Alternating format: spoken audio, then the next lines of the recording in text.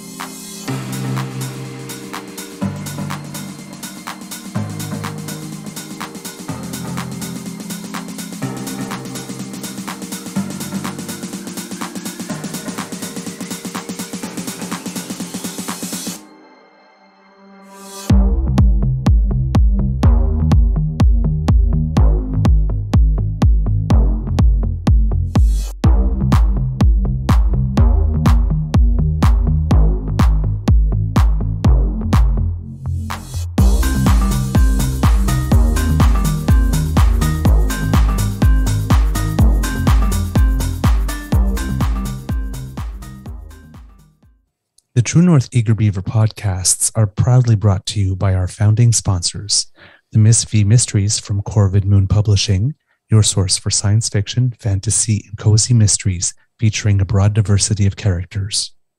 CanadianTarot.com, your uniquely Canadian online eclectic tarot community and forum, and the Peppermaster, hot pepper sauces made from fresh farm ingredients to thrill your taste buds and expand your mind.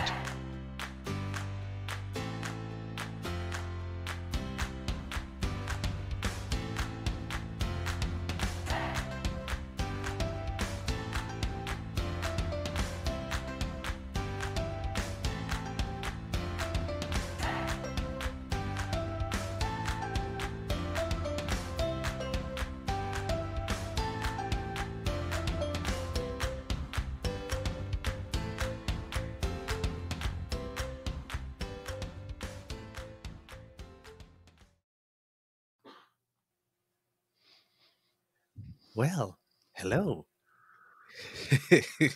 Hello, kids and cubs, and welcome to Season 3 and episode number 143 of the Daily Beaver Morning Show here on the Crier Media Network. Today, recording day is it Friday? It's Friday. Yeah. It's Friday, June 16th, 2023, and there's going to be some light rain here at the Beaver Lodge. I'm your host, the Eager Beaver, pronouns he, him, he, Mr. Beaver, eh? And with me, as always, is my dear friend, Mr. Grizzly. Nice to see you, sir. Of course, a big thank you goes to our podcast's founding sponsors, the Peppermaster, the Miss V Mysteries from Corvid Moon Publishing, and Canadian Tarot.com. What are I you don't know. I'm having fun. Okay, for people listening at home, Mr. Grizzly's doing weird stuff with his handlebars. we had a very special Friday morning Beaver Bite planned for you today, with planned guest, our old pal Jake. Unfortunately, he wrote to Mr. Grizzly and informed him that there was some personal matters that he needed to tend to, and that he sends his apologies. And I'm sure we'll reschedule. Yes. So, unfortunately, there was some, so unfortunately he can't be here today, but we hope everything's going well and we're sending good wishes. I'm laughing here for people listening at home because the kids were chatting pre-show, and they were chatting about something like about beaver fever. I'm not exactly sure how that came up, but yes, there's a quote here. The only known cure for beaver fever is drink lots of fluids, lots of rest, and plenty of vitamin D. I don't think they mean sunshine. I don't know if that's vitamin Douglas, but I will assume the D stands for Douglas because this is a family show. I don't think that's what the D stood for. Of course, we're a special kind of family. Family entertainment. I was saying, it's like beaver fever. Wouldn't the cure require some dancing? Hey. I got a fever, and the only cure for it is more cowbell. And then we go, well, Beaver Fever might require some dancing, but please, no white leisure disco suits. Douglas, doesn't everything almost require dancing? You know what, Kit Elaine? Damn near. Truer words have rarely been typed up in a There chat. you go. Everything, almost everything requires I dancing. had some vitamin G last night. Oh, Guinness, vitamin G. goodness. Vitamin dancing. Oh yeah, we're in the gutter already. Here we go. Here we go. Oh, the Daily Beaver. Oh, that usually follows the lots of fluids Yeah. moment. The dancing. Yeah. Oh, oh, oh, or a little tail slap. Wow. Okay, all right. Let's I think we have some kinky dial kids. it back. Dial it back. I'm not fully awake yet. It's 10 after 7 on a Friday. Yeah. Man, you're a precocious bunch. Well, I guess somebody's got to do it. It's just not going to be me. I can tell you that. It'll be you. Okay, I think we did thank the sponsors. So since we're giggling already, we're already off the rails. Yes, I think we've started Casual Friday early today. Yes, Dylan. Yes. Mr. Grizzly, how's your mental health today? Mine is obviously doing quite well. Mental health wise, I think I'm pretty good. Actually, a little tired. Was up. We weren't up exceptionally late last night. Went to my buddies of mine who opened. They own Manor Lounge, which is it's a business that's around the world actually because they have them across the country and they have a couple of stores in Australia, and they're escape rooms. And I helped them build their first couple of stores, and we're old friends. Like one of the partners is I've known him for like almost 30 years, I think, and the other fellows we've long since been friends. And anyway, they had a I was at their opening, their grand opening of the new Manor Lounge on Elgin Street back in March. I can't remember, sometime in the spring. It was cold out at the time. Anyway, just a second. Anyway, last night they had a grand opening of their Stella terrace. Stella, as in Stella Artois, sponsor of the terrace, and so it's like a big patio covered over area. They've got a tiki bar that they're going to open soon, and so there was a grand opening party on the terrace last night, and Jeff Rogers was there. Jeff Rogers is a absolutely brilliant singer, songwriter, soul singer. He's got more soul than Van Morrison. You would consider him to be a blue-eyed soul artist, which means he's a white guy who sings soul music. He did last night. He did a version of "I Want It That Way." Or was it "I Want It That Way"? It was a Backstreet Boys song, and I was like, "Is that the Backstreet Boys?" And my buddies everybody. I look around, everybody's singing it, and I'm like, I'm not a Backstreet Boys fan, and I don't like that song, but he put a soul spin on it, and I'm kind of like, you know what? I'm digging it. The man could sing the phone book. He's that good. And he plays like 9 instruments or something like this. He's just one of those people who was born to do what he does. So much soul. And at first, I hadn't seen him in a few years because, the whole global pandemic thing. Right. And I walked in and I'm like, who is this guy? And I bumped into another friend of mine who I'd not seen in years. And he's like, it's Jeff Rogers. I'm, oh, right. I just hadn't seen him in a while, right? And last time I saw him, I think he didn't have a beard and his hair was longer and we were all younger. So I didn't immediately recognize him, but oh my God, he just burned the house down. He is so good. So I was talking to my buddy Steve, one of the partners, and he says, you know what? I think we're going to try and do this every Thursday. I go, oh, he goes, yeah, every Thursday we'll have Jeff here. He goes, tentative plan. I hope I didn't just let the cat out of the bag. Maybe I did, but he's looking at, trying to have Jeff there every Thursday and have a patio party from 6 to 9, like a happy hour patio party. And we got there about 6:15 and there was a lot of people. It was really full, like early. So I was like, good on you, brother. Good on you. I'm so happy to see, friends of mine who are doing, local guys who are running a very competitive business and succeeding at it. It's tough to be a business owner. It's tough to open a bar or restaurant. But this is a bar, restaurant, and escape room. So they have escape rooms in the basement. The main floor, Cool. they've got a bar and restaurant. And then in the back area, it's also bar and restaurant, but they have like they've got a bocce bowling alley for bocce ball. They have several dartboards with electronic scoring. So you just play. Okay. You just play. You don't have to write anything down. It's all digital. It's really well done, and they're real darts, real boards, not anything fake like that. And they've got like giant Jenga tables and Plinko games. They got all kinds of. It's really cool. So the idea is like come in, have a meal, have a drink, go do your escape room, come back up, play some games, have a couple more drinks and maybe something else, a nosh or something, and talk about, the escape room you just did. And I'm like, pretty brilliant idea. They've got a big stage in the back so that they can have live music from time to time indoors throughout the years. Yeah, I know I'm really selling the place, but they're friends of mine, so I'm happy to promote them. And it's a great spot. Simple as that. Kit Kendra's asking, is it on Yes, Elgin? it is. It's on Elgin Street in what was once known as the Penguin, which then became Bravo yes. Bravo.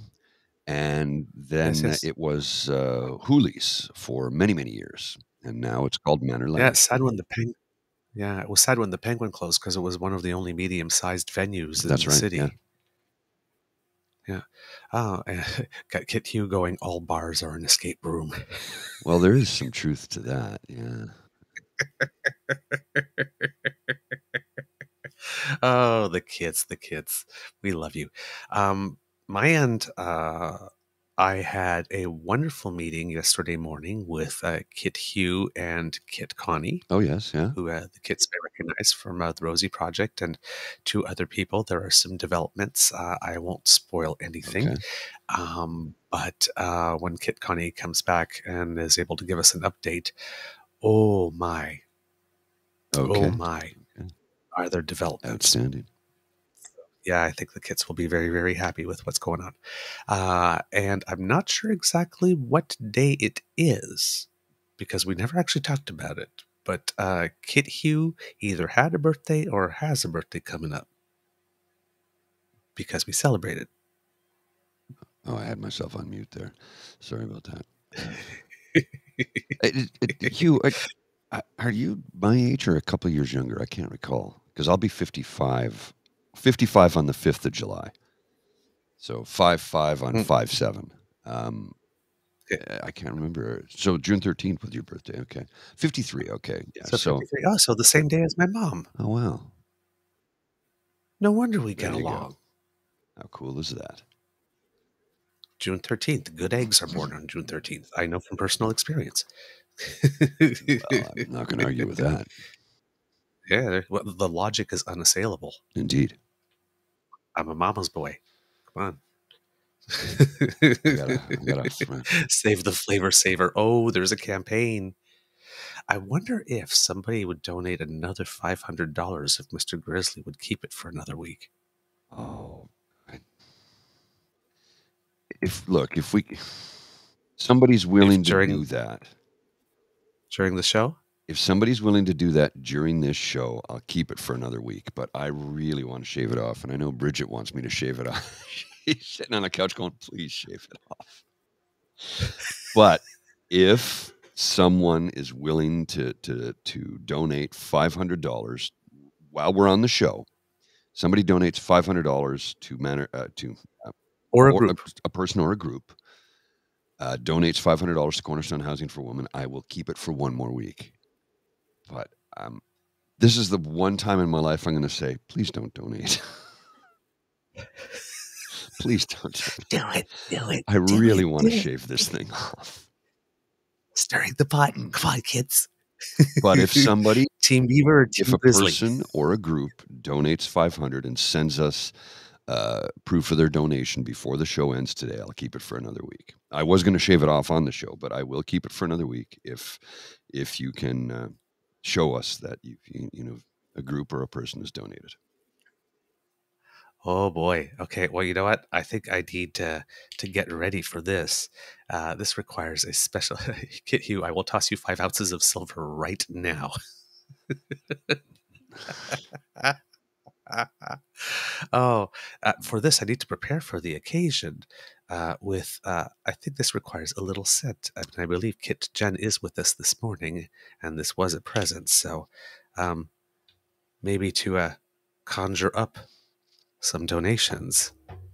There we go. A little bit and a little bit. All right. Let's see if we can make it happen. Oh, oh man. All right. Hugh, did you just donate $500? Oh, if you did. No. He did? I don't know. I don't know. That's Oh, I okay. don't know. Okay, because there's a comment, B will pay me back, I'm sure. But I don't know. Yes, Lord of Misrule. All right. The kids who are listening are probably wondering, what the hell is going on? We did, Mr. Grizzly and I did not talk about this $500 for one more No, week thing. he sprung it By on the me way. like now. It just came to me as we were talking. Dude, you're pissing Bridget off. I'm so sorry, Mademoiselle Fox. She's on the couch right over there. Meh, 5 ounces is on the table. You do the math. I don't Okay, people. Okay. Oh man. It's we were planning to do a talk about Forrest Grump show with our pal Jake because we figured that, well, I mean, I'm only a beaver and I can't help but gloat.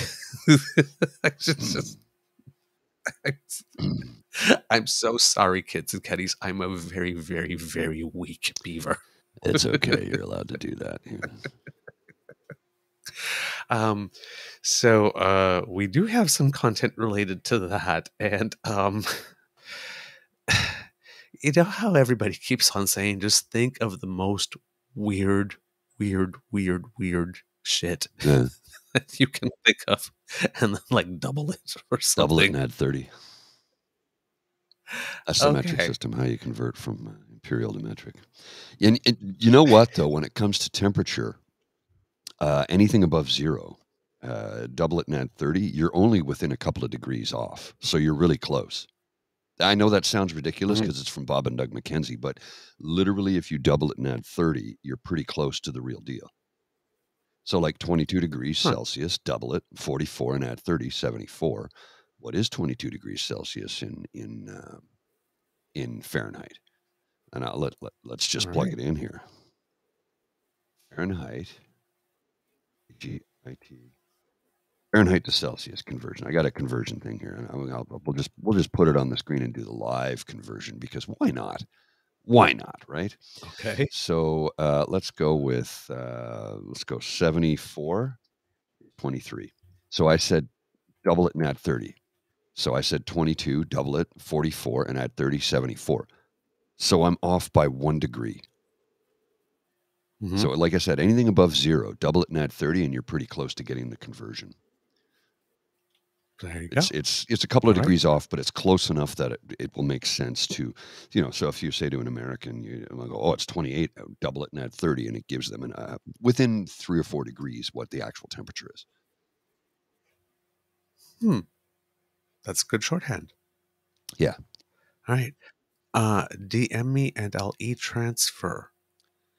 So send Hugh a message and he'll e-transfer. Okay. All right. I'm not sure what kind of message. Are you asking on Twitter, Kit Hugh? Yeah, let us know. All right. Well, I'm going on Twitter just in case. I'm sending you a message. Here I am. There you go. All right. All right. Good morning, Kit Ellen. Good morning, Kit Hugh. Good morning, Kit Elaine. Good morning, Kit Jen. Good morning to you, Kit Tabby G and Kit Linda M. It's so lovely to see you, Kit Kendra. Hello again. It's nice to see you this morning. Kit Saucy. And, of course, Kit Osiris. And I don't know, but I know that you have 3 kits of your own. So good morning to everyone there at the Kit Saucy household. And who else do we have here this morning that we should say hello to? I believe that's everyone, unless you pipe up. let us know that you're here. But even if you're just listening silently, hello to you as well. Okay, I got a couple of quick hits for you here. A couple of quick hits. Okay. Sorry. I didn't mean to knock you off the rail there, but a couple of quick hits. That time Donald Trump promised food for everyone. So he was, after his arraignment, he went to a restaurant in Miami called Versailles and said, food for everyone, and then left and did what he does, didn't pay for a damn thing. It's like, good God. Not surprised in the least. It's, well, he apparently he did that again. Yeah, like just the other day. Yeah. But this is the second time after an arraignment he goes out and he says food for everyone. Doesn't pay for anything. Now, I'm not sure if he paid for the first one, but the second time he said food. Yeah, I don't know if people then started to order. Well, here's the thing. Oh no, this is Trump at Versailles. Okay, so this is another one. But yeah, so he went the last time. He said food for everyone, and I believe that he did pay. But this one, yes, it's just. Why would you? He wants to look good. That's all he cares about. But come on. So he went there. He said food for everyone. Everyone cheered. And then he walked away. So, according to Vanity Fair, Donald Trump has long been known for two things: lying all the time and being extremely cheap, and being really weird about dogs and making wildly bizarre claims like that Abraham Lincoln had it easy compared to him. But right now we're focusing on the lies and the cheapness. I love Vanity Fair. Anyway, these two traits converged on Tuesday in an event that, in retrospect, we should all have seen coming. After pleading not guilty to 37 felony counts brought by the Justice Department, the ex-president stopped by the Miami restaurant Versailles, where patrons prayed for him and sang happy birthday one day early. It was there that the former president declared, food for everyone. And apparently there's some video clips here in the story. Most people would take this declaration to mean Trump was saying he was going to buy food for everyone in the restaurant, but according to the Miami New Times, that was not the case. New Times wondered, did Trump, who famously fancies his chicken from KFC and his steaks well done and slathered with ketchup but isn't exactly known for picking up the check, treat his fan club to a spread of croquetas, pastelitos, and cubanos chased with cafecitos? It turns out no one got anything. Not even a cafecito to go. A knowledgeable source assures New Times that Donald Trump's stop at Versailles totaled about 10 minutes, leaving no time for anyone to eat anything, much less place an order. To no one's surprise. I will march down to the Capitol with you. I'm going to march there with you. No, I'm not. I'm going to stand in this tent and watch you do it on television because everybody gets let them eat cake is basically. It's worse than you were going just where I was going. I was going to say it's worse than let them eat cake because at least she let them eat cake. They didn't even get to order. Well, no, he was in a restaurant. He said food for everyone, which, restaurant will serve food for everyone. He just wasn't going to pick up the tab. That's the difference. So here's the other one I have, which is a decidedly different hit than that one. That was like a little bit of comedic Schadenfreude. This one is a serious tone. Dorothy Shephard, New Brunswick MLA, walked out in the middle, resigned. She was in the legislature, resigned while Blaine Higgs was delivering a speech. Literally wrote him a handwritten note, dropped it on his desk, and walked out right in the middle of his speech. And we have 2 minutes of her being interviewed afterwards, and she's quite emotional. And let's just watch this because it hits. It hits. Check this out. Minister, I'm about to happen here. Tell us, I guess, first of all, are you still a minister? Are you still a part of this government? I just resigned. I just resigned, thank you. Yeah. Are you still intending to be part of the Tory caucus? I do for now. I hope that I have friends there. I hope that I can still be a good influence. And I still want to represent my constituents. I am a progressive conservative. Why did you resign? I resigned because it's not just about Policy 713, but I was proud today to stand and support that motion. I resigned because there is no process. Cabinet and caucus are routinely dismissed. I have been struggling with this since October of 2021. I have had colleagues and friends encourage me to stay in the inner circle, to do the best I can do. I feel I've done that, but I've run out of runway. There's no accomplishing anything more in this cabinet, and so I'm ready to leave. Have you attempted to tell the Premier this, that he needs to change his style, that he can't be so editorial, for want of a better word? Absolutely. I've been very honest and frank with the Premier and with my colleagues. It's my style, and I've tried to be a good soldier, do a good job. I believe I've done a good job. I just don't think there's anything more that I can do and accomplish in this cabinet. Are any of your colleagues thinking of joining you or joining I can't you in speak. He played video games the whole time. I can't speak. I can't speak for anyone else. I can't. All I can say is that my colleagues have been supportive, and I think that's it for today, guys. How did the Premier react when you handed in this letter? He said it was good of me to get it in early. Yeah, you did see her pin, right? She was wearing the trans pride flag pin.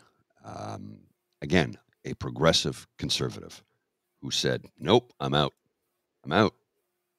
I'm not doing this."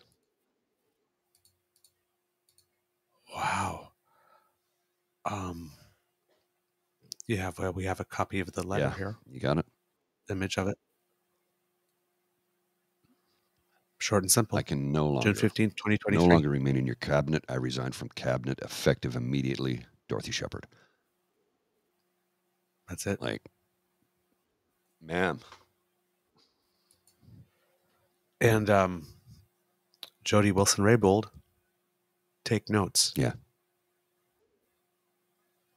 That's how you resign in Yeah. protest. You know, so this, Hugh just put something in the comments here. I'll put it on the screen. The party's leaving her. And this is what reminds me of our friend, our dear friend and colleague and fellow broadcaster on this Crier Media Network, Charles Adler. He went through something similar. He goes, the party left me. He goes, I'm no longer, this party is no longer progressive. He was a proud progressive conservative. And I know people have had their differences with him over the years, but I mean, we've gotten to know him, and he's a really wonderful human being who is, first and foremost, progressive. Progressive. Like I said, you know, progressive conservatives and liberals, we're literally like, you know, that far apart. Like we're so close. We're on the line and we're just a little bit over it, and they're a little bit over it over there. But at the end of the day, progressive conservatives and liberals have always been in support of Canadian people and helping each other and giving people a hand up from day one, right? We were always about, let's make the country a better place. Joe Clark, progressive conservative, would have nothing to do with that party. Kim Campbell has said point blank, I want nothing to do with this party.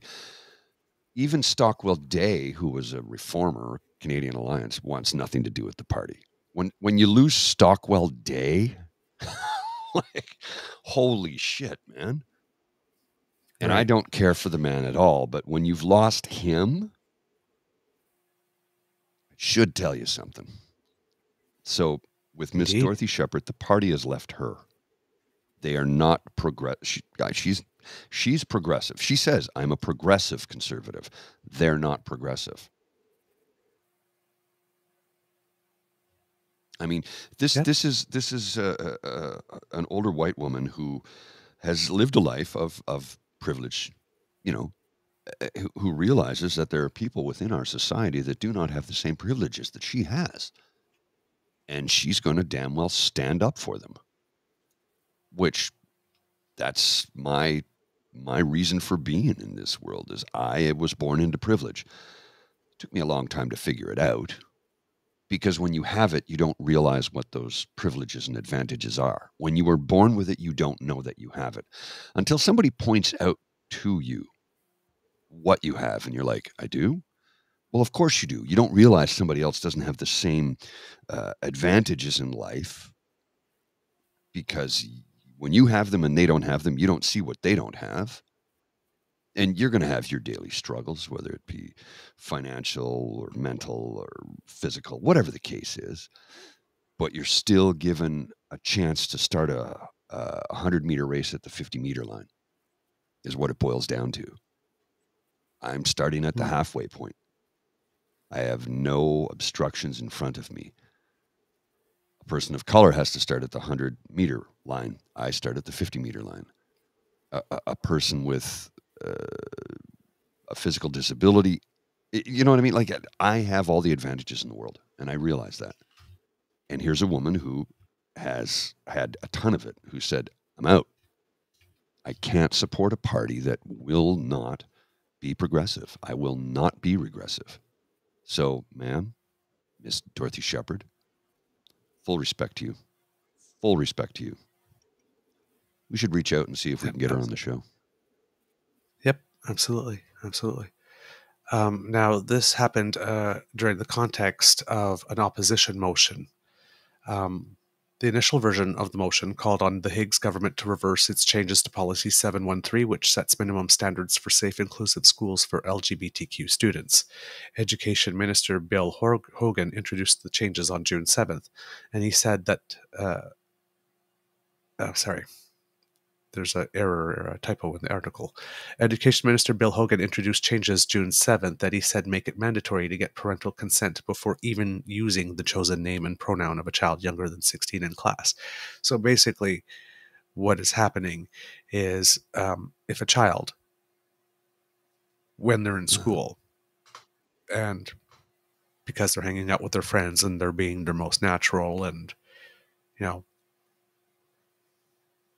they're in that phase of their life, like this, if they happen to be trans, where they're questioning. Yes, which is what one does at that age. You know, you're trying to figure out your space. And they're trying things out. Yep. Like either they know or they're trying things out. You know, they don't know if it fits, or, you know, they're in that stage. They're figuring it out. So if they ask their teacher, or maybe they don't even have to ask their teacher, maybe this, you know, maybe this is, well, I guess this is, technically it is written, I guess, for a teacher if someone asks or using, but I'm not sure if this then gets applied while in the hallway. I heard somebody calling, you know, Michelle, Michael Michelle. And, you know, I'm going to ask about that. So, you know, this can be abused. But make it mandatory to get parental consent before even using the chosen name and pronoun of a child younger than 16 in class. So if a child asks for it and asks for it for his teacher or her teacher and hasn't said this at home first, then they're going to have to go and get consent, which obviously outs the child. The Liberals amended their motion to have it call for full consultations by child and youth advocate Kelly Lamrock, with a report due in August. The 6 PC MLAs voted for that amendment and then for the amended motion itself, helping it pass 2620. So she left the legislature, came back, and voted with 5 other PC MLAs. 5 other progressive conservatives. To essentially defeat the government. Yep. Who want to do this now. And to have the province's child and youth advocate do a report on what the consequences of that would be. Linda, once again, with the branch drop. Once again, Linda, your game lately, you're just beating the hell out of us. You've been so on point with every comment. They're such cowards. They want to hide their bigotry by pretending they're advocating for someone else's rights. Right. And here's the problem with that is, as we mentioned on this show, is that information about a child's gender identity does not belong to the state. No. It is not theirs to do anything with, to keep secret, to disseminate. It's not their information. Even if one would accept that the parents have a right to know, the question is not, do they have a right to know? The question is it your job? Is it your duty? Is it your place? Is it your role to be informing parents of this information? Even if you know it, it is not. They are literally taking something that belongs to kids, something deeply personal that belongs to them, and saying, no, this is mine to do with what I please. Yeah. So, I can't add to that, sir. You've put a perfect bow on it right there. It's the same thing our community had with coming out. Somebody knew before you and told it. We had it also with, with the HIV crisis, when some people were, and they told a couple of people, and then somebody said, oh yeah, no, he is, or she is. There are things that are not yours to tell. Very true. There are questions that are not yours to ask. 1 second, I got to do something here. I'll be right back. My apologies. All right. And the questions that are not yours to ask, let's put a pin in that one, right? Because I'm sure, unless you've been living under a rock, you've heard of Kelowna Man, who was at a track meet and allegedly saw a 9-year-old girl with a pixie haircut competing and decided that she was a boy and that he had a right to know if she was a boy.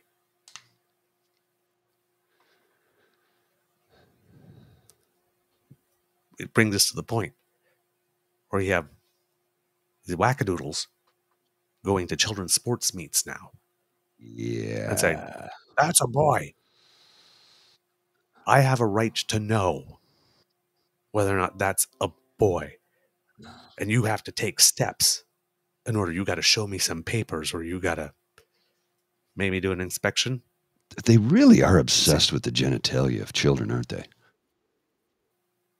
I mean, it's not your information to know. You have no business knowing that. None.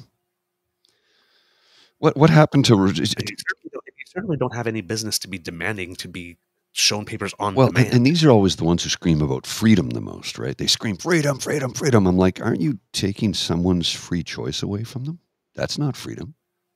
You have demanded to know a personal private matter of another human being. You've destroyed them. You've robbed them of their freedom. It's like, sir, you need to know your place. It's that. You need to know your place. Some things are not yours to know, and some things are not yours to share. Period. Information about a child's gender identity does not belong to the state. Nope. It's not the state's place to disseminate that in any way, shape, or form, unless someone is in imminent danger. Yes. And it's related. Other than that, no. So yes, she did the right thing. And I'm not entirely unconvinced that those other 5, because now she set the bar. So the other 5 that voted against will be asked the question. There'll be microphones in their faces going, if this report comes out and it says what we all know it's going to say, don't do this to the kids. Mm-hmm. I mean, if the child and youth advocate is any child and youth advocate worth their salt, that's what that report is going to say. Don't do it. Don't do it. And then they do it anyway. Will those other 5 leave and make the government fall? Are those 6 enough to make the government fall? It might be. I don't know what the standings are in the legislature. I've been looking for it, but Wikipedia doesn't have anything updated since 2020 for some reason. I'm trying to look on the New Brunswick legislature website, and it's not actually obvious where the seat map actually is. You think that would be like right up there, right? But not. So, yeah. Weird. I mean, weird time and space we're in right now. We really are in a weird time and space. Let's see what else is in this article here. Higgs would not comment following whatever Lamarck recommends. Higgs would not commit to following whatever Lamarck recommends. Of course, why would he? Because he's got an agenda. I mean, all it took was like 3 letters, and one of them saying that there was like kitty litter all over the school for him to go ahead with this. I'm looking at the majority of caucus that supported what our minister put forward, so I'm going to rely on him to look at who else he needs to talk to about how to implement the policy, how to engage parents, and will allow that to unfold, he said. We can't let individual feelings in the legislature at this point kind of overshadow the hundreds of probably thousands of parents and what is being identified as something that needs to be addressed. Probably thousands of parents? There's probably thousands of parents of trans kids Oh yeah. in New Brunswick schools.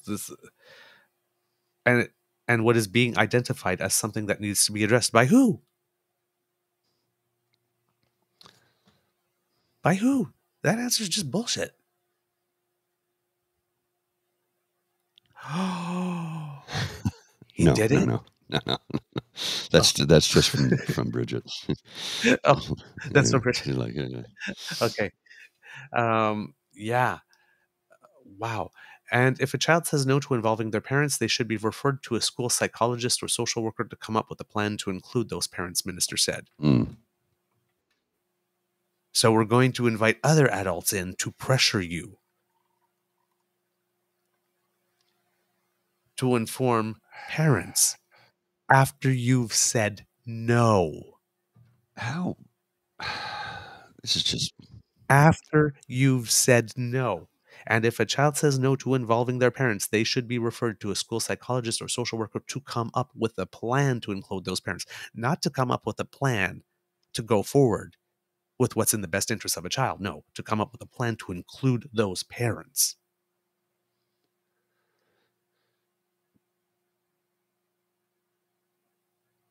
I don't know what. This is Yeah, unbelievable. I don't know. The other Conservatives who broke ranks along with Shephard on the vote were ministers Jeff Carr, Danielle Alain, and Trevor Holder, and backbenchers Ross Wetmore and Andrea Anderson Mason. If any of you kids listening are from New Brunswick, let these MPs know that you have their backs. These MLAs, sorry, know that you have their backs. Wow. Whatever Lamrock decides won't be binding on the Higgs government, of course, but the vote represents a symbolic rejection of the Premier's approach to the issue. Wow. Oh my God. Higgs was complaining during his debate speech about what he called a lack of openness to the role of parents when Shephard got up and left. The Premier claimed gender dysphoria, a medically recognized diagnosis when the gender someone feels or experiences is different than the one they were born with, is becoming, quote, popular and trendy.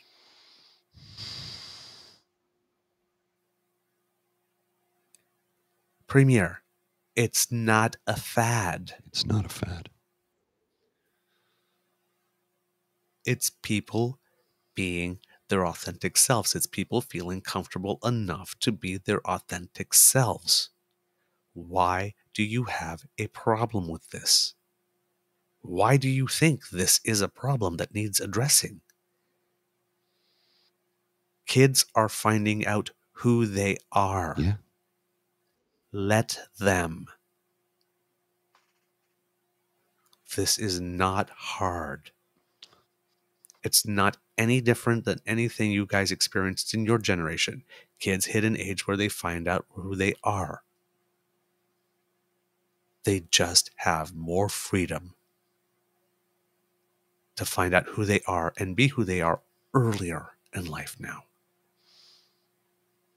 They don't need to keep it hidden in a closet until they've got already a place to live and already a high-powered job and are already made themselves invaluable. And maybe already have married someone and started a family in another way. Yeah. And lived a life of deception. They don't have to do that now. That's the only difference. It's the same constants, just different variables. There are more variables. That's all. This is not a panic situation. This is nothing that needs to be addressed. Gail Costello of Pride in Education, who we are trying to get on the show, but clearly she's busy. says that Higgs' speech was offensive. Quote, "They don't like it when we say it's transphobic, but when it's transphobic, you call it out as transphobic," she said. Boom. Higgs said during the debate that Policy 713, quote, "kind of slid into the system, unnoticed under his watch in 2020, and only came to light when people began hearing about drag queen story times in libraries." Oh, my God. The trend was contributing to, quote, "an erosion of the family role in child's upbringing," Higgs said. This is Jen's comment here is dead bang on accurate. And when you force disclosure, those discoveries go underground, hidden, and often dangerous. And I cannot speak to that in my experience, right? Because I'm a mayonnaise Wonder Bread sandwich, right? But you can attest to it, Mr. Beaver. You can tell us. You can tell us from your lived experience how that statement from Jen is realistic and accurate. And I can only listen and learn. It's all I can do because I can't speak to any experience of that nature. So, I'm going to listen and learn, and I'll quietly stand in the background, ready to prop up and lift up anybody who needs to be lifted up. I can tell you that from personal experience. The years when I was a teenager and I was in the closet and I was exploring feelings and other things. Mm-hmm. But it hadn't been. I was exploring feelings and other things in places and in arms of people I should not have been in. Right. At that age. So, yeah, it leads to things that can lead to things that can affect people for the rest of their lives. This is not good. This is not good. Liberal leader Susan Holt accused Higgs of spreading hate in his speech, but said she was pleased the vote and Lamrec's consultations created another opportunity to revisit and strengthen Policy 713. "I believe that the Child and Youth Advocate will put forward a clear, strong, well-worded recommendation for Policy 713 that the House will be able to adopt, hopefully with unanimity," she told reporters. And the Green Party leader, David Kuhn, said Higgs' support in his caucus and in his party was clearly evaporating, and he should resign.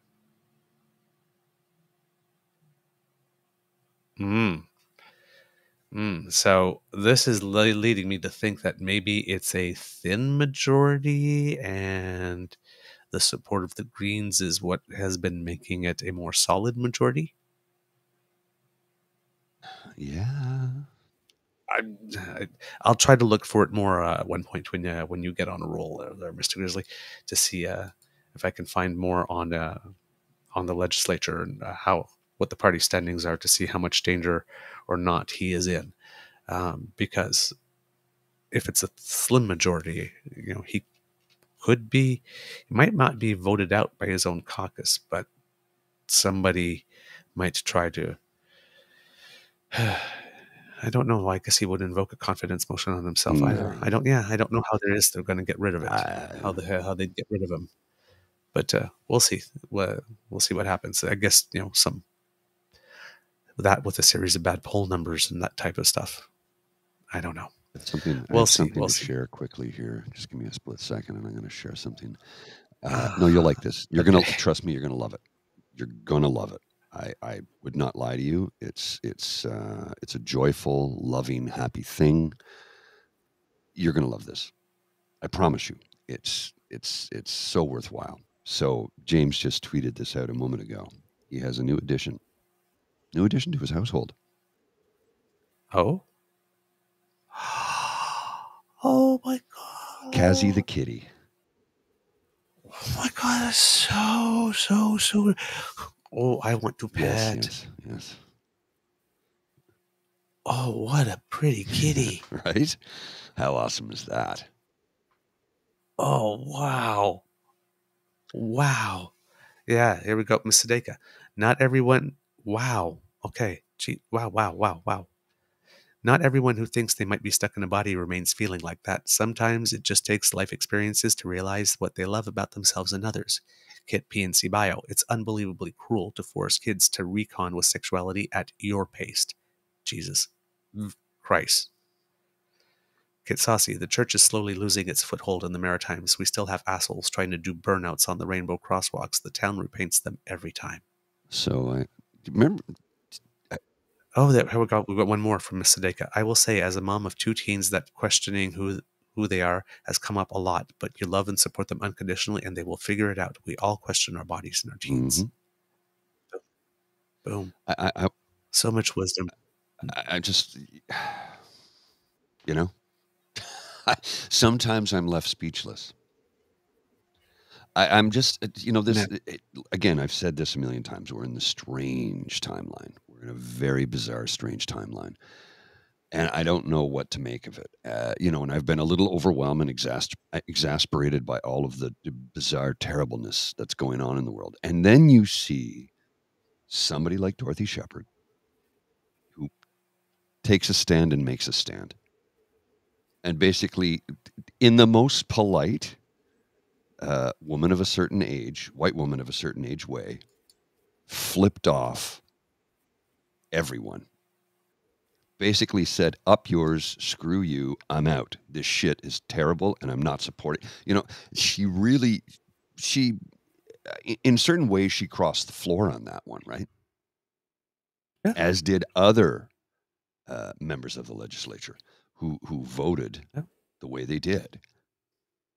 And I think that is just so kick-ass awesome. Yep. And it's not the first time we see that. I mean, federally, remember Belinda Stronach did that for the same reason. Same reason. It was, you know, it was same-sex marriage. I was wondering when you were going to get to that. We are on the precipice, folks. I'm going to have this running in the background. I don't know. We might hit it before the show ends. I'm like, we're right on the edge of the 40 million mark. 40 million.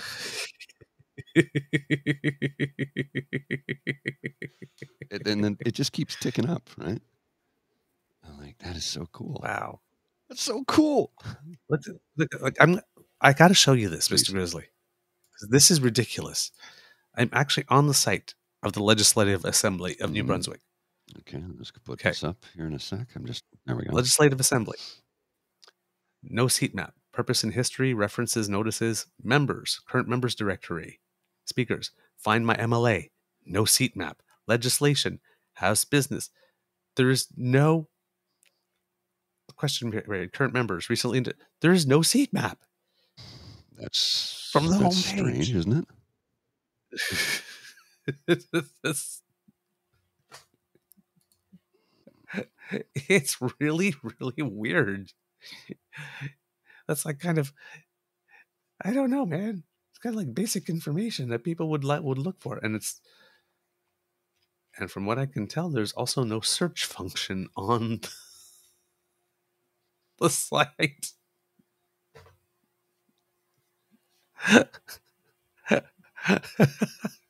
Wow. When they don't want, conservatives sometimes, man. This is blowing my mind. Wow. Okay, there we go. Okay. Meet the party standings. Sorry. No seat map. But if you scroll down on the page, you got to search for it, is what you're saying. Well, no, I'll show you. So it's on the main page. Right. Scroll down, down. Meet the members. Wow. Party standings. That's it. Yeah.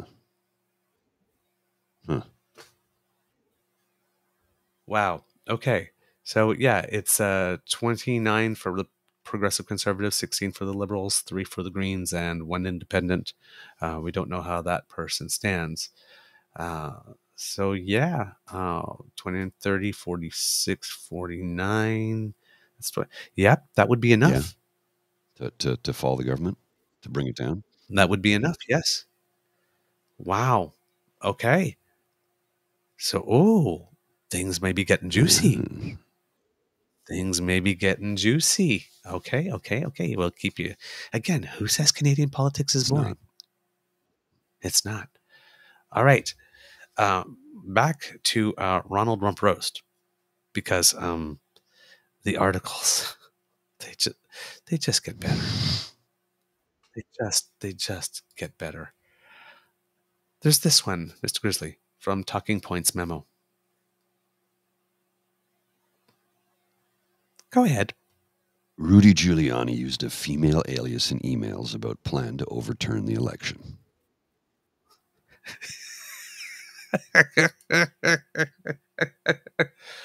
Rudy Giuliani used an email address with the name Helen in some of his communications about his efforts to oppose former President Trump's 2020 election loss. This has come out as part of the defamation lawsuit filed against him by Ruby Freeman and Wandrea Shea Moss, the two Georgia election workers who were singled out by Trump, and then, had weird people coming to the door and saying that we got to move you to another place for your protection. All that kind of stuff. That was my main Gmail account since I had Gmail, Giuliani said in a deposition on March 1st, 2023, and somehow others were created for specific purposes, but that would cover 95% of any email I had and probably every important one. Giuliani's mother, who passed away in 2002, was named Helen. In an email to Talking Points Memo, Giuliani's attorney Joe Sibley pointed to this fact when asked why Giuliani was not using an email address with his own name. I don't usually respond to inquiries on these cases, and I can't comment on much, but I can tell you that the email address you're referring to is based on his mother's name, Helen, and that email address was the main email used by him to communicate with pretty much everyone before the DOJ seized his devices, so there's nothing unusual about him using that email to communicate with anyone at that time, unless, of course, you set it up in the first place to be able to communicate in that way. That was its origin story. Then that would be very bad. It's his mom's name. He's always used it. It's not so bad. To respond to Rhiannon here, was Rudy Giuliani always insane, or was the 9/11 thing just a rare moment of civility? Actually, to respond to that, Rhiannon, there was a time when he was a righteous crusader who brought down the mafia. He broke up the 5 families of New York. He made New York City one of the safest cities in the world. He was, now he also did the carding thing and the stop and frisk. And and those were all bad things. Yep. But he did do some good things. And he was a criminal prosecutor. He was a district attorney. He did good things for New York City. He did a lot of bad things, but he has since gone way off the rails. Yep.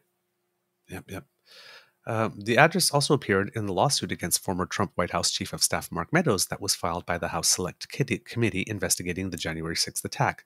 A message included in that case indicates Giuliani as R. Helen 0528 was CC'd on discussions about an executive order that some Trump allies believed could be used as a pretext to seize voting machines and even impose martial law following Trump's election loss. Just casual stuff. Nothing to get excited about. The revelation that Giuliani used the R. Helen address shows that his efforts to fight the election result included being at least tangentially involved in discussions of the various plots centered on the executive order. And then we have this one, which is surely not going to end up well. Bernie Carrick pitched Mark Meadows on $5 to $8 million plan to reverse the Trump 2020 loss. So this guy named Bernie Carrick got into communication with the chief of staff. Had said for $5 to $8 million, we can fix it. I can help you. That's not good.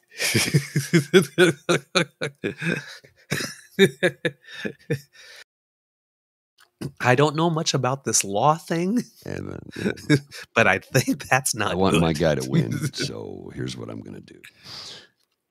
Bernie Carrick had a plan to keep former President Trump in office after losing the 2020 election, and he knew how much it would cost. roughly. Wow. Per an email surfaced in a defamation lawsuit brought against Rudy Giuliani, Carrick wrote to then White House Chief of Staff Mark Meadows in a December 28, 2020 missive that he would need between $5 to $8 million, quote, to put a plan into action that would pressure state legislators into throwing their electors behind Trump. It was one feature of a broader effort to co-opt the state legislatures, quote, it was to is for strategic communications plan. So one of that was attached to Carrick's email and indicated that he would need me. So basically he wrote a strategic communications plan, annexed it to the email and said, if you want, this is the way forward. And it'll cost about $5 to $8 million to do this. Now, who is this Carrick guy?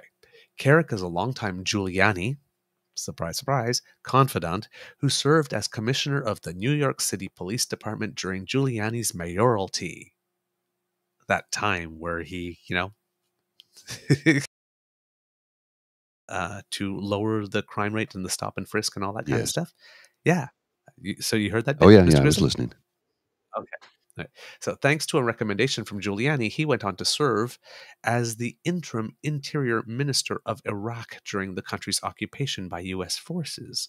In 2010, Carrick went to prison after pleading guilty to a slew of charges, including tax fraud and making false statements to the White House in conjunction with his vetting for federal posts. Carrick was pardoned by Trump in 2020. So a man who went to prison said, I've got a communications plan for you. Check this out. Watch. That'll help overturn this election. To the chief of staff, Mark Meadows. The criming. Who recently testified before the grand jury for many hours. The criming. It just keeps criming. I don't understand why that is. And some of those electors have been seen coming out of grand jury. You're going to lose your job. You're going to lose your job. You're going to go to jail. Like, seriously. We're going to need we're going to need a hotel for the team and 2 vehicles to pick us up. Christina Bob, who is our coordinator back in DC, does not have a credit card or authorization for these logistics, he wrote. I reached out to Mike Glassner, who apparently is no longer on payroll. Can I have some money coordinate with Christina to handle? Thank you, sir. Oh my God. That was verbatim.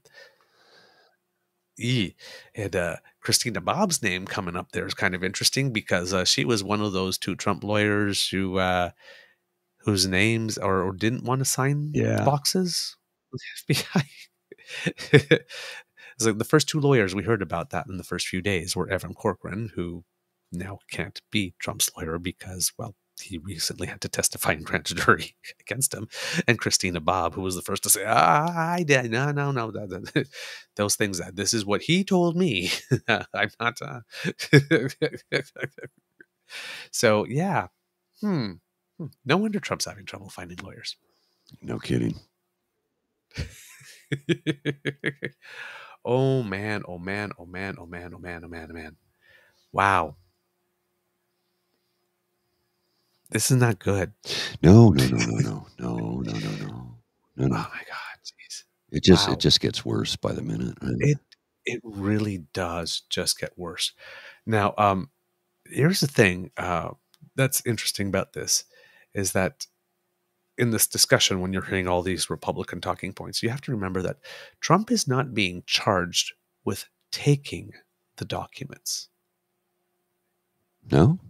He's only being charged for willfully retaining them. So when they turn around and they say, well, what about Hillary? And what about Biden? And what about Mike Pence? Emails. Like, they had the documents, yes, but once they were asked to give them back, they did. Or once they discovered, oh my God, I have documents. I don't want these anywhere near around me whatsoever. Please come and take them.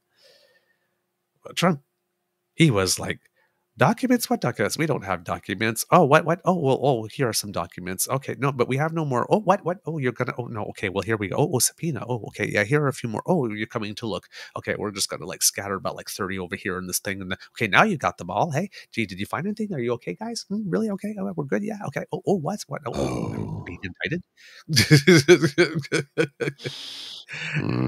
There's still like boxes in my bathroom. What? You don't keep your top secret classified nuclear codes in the bathroom? You don't do that? You don't put them in a little banker's box and keep them in the shitter? Yeah. not only that, but that Walt Nada guy, Yeah. like, moved 64 boxes out of one room Uh, and then came back and put like 30 of them back. So take the boxes, go through. Okay, I'm going to keep all of this, and this is all the stuff. Hey guys, come and find the stuff that we have. And apparently, this part hasn't gotten much press, but Walt Nada apparently had a friend that was there as well, who started asking questions about the room where all the security footage is captured and stored. And then that room kind of sort of got flooded as he was trying to fill the pool or something. Convenient. you know, This guy's name is not public yet and hasn't been indicted. Why not? I don't know if he's cooperating. But, yeah. So the security footage about like when we moved those tapes, where would that be? Because, oh, this room over here. Oh, okay. I see. And I guess I'm going to fill in the pool. And whoops. Oh, gee. What's that? Oh, gee. Oh, well, how did the hose go?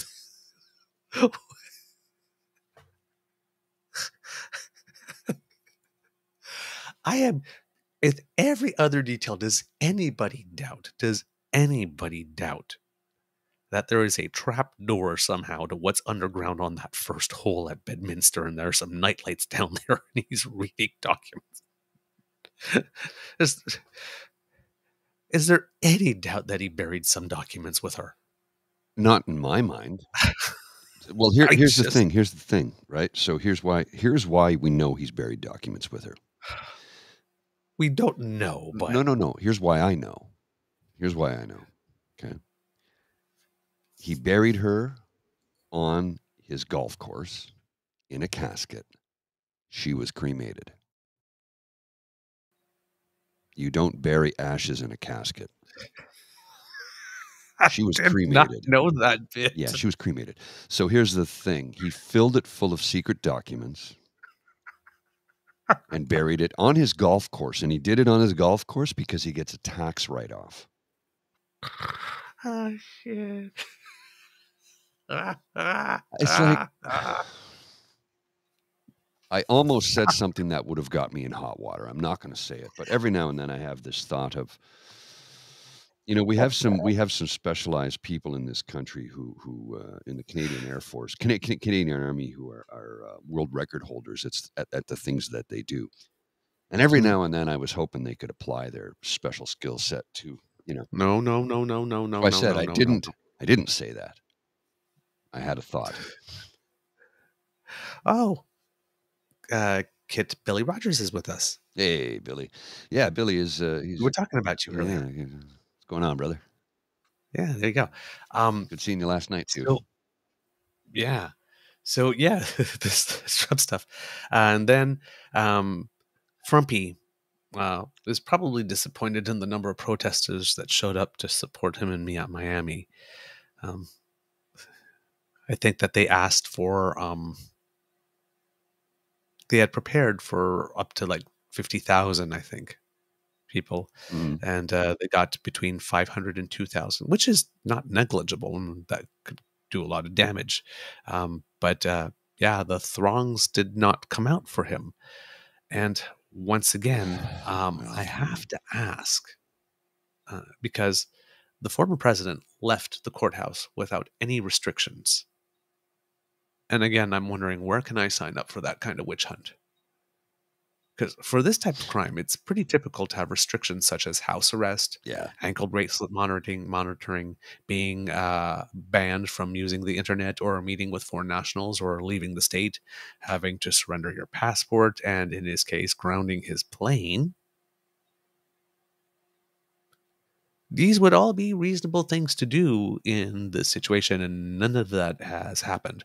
But it's a witch hunt, and it's a weaponization of the justice system against him. And given the severity of the charges and the number of people willing to help him and the resources that he personally has at his disposal, and people just wanting to throw money at him for some insane reason, all of these courtesies should not be extended, and they are extremely excessive, Oh, yeah. and he's getting them anyway, even though he does not deserve them, even though he will probably abuse of them and have these restrictions Of put on course. somewhere along the way, You know he because will. he's got more restrictions in the New York tax case Mhm. about what documents he can't see and who he can't talk to than he has here so far. And the interesting thing is that we literally have a side-by-side comparison going on. That Jack Teixeira guy, Yeah, yeah, yeah.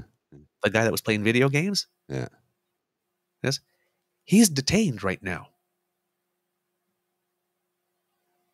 He was in court yesterday, had charges read and stuff, and he's detained. He didn't have the document. He had national defense documents as well. Now, he disseminated them. There's proof of He dissemination. probably tried to inseminate them too, because you know how much of a twisted. Not Teixeira. We're talking about Teixeira here, not Trump. I know, but So we literally have a side-by-side. The only difference that we know of is that there is actual proof of dissemination from Teixeira. This, with Trump, we just hear an audio of him waving some papers. Going, see, I see these papers here.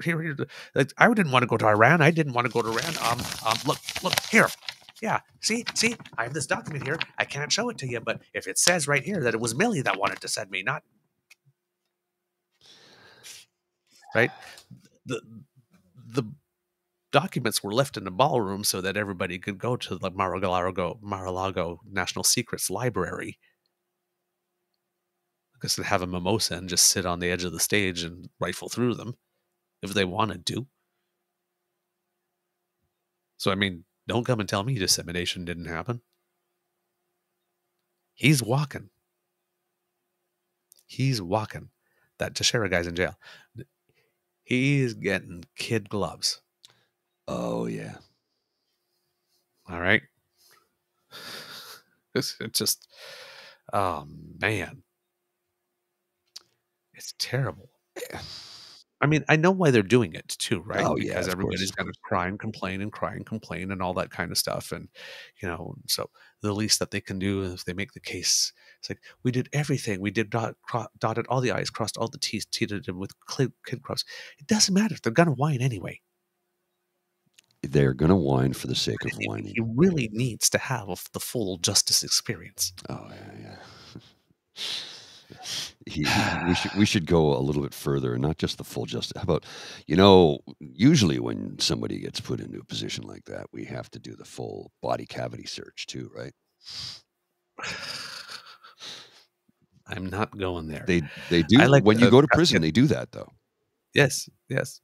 I like the Kit Saucy ban Trump from using a girdle and a spray tan. That will make him really fall apart. Yeah, that's Remove his hair and makeup budget. And can you believe he spends money on that rat-infested nastiness on top of his head? Vanity.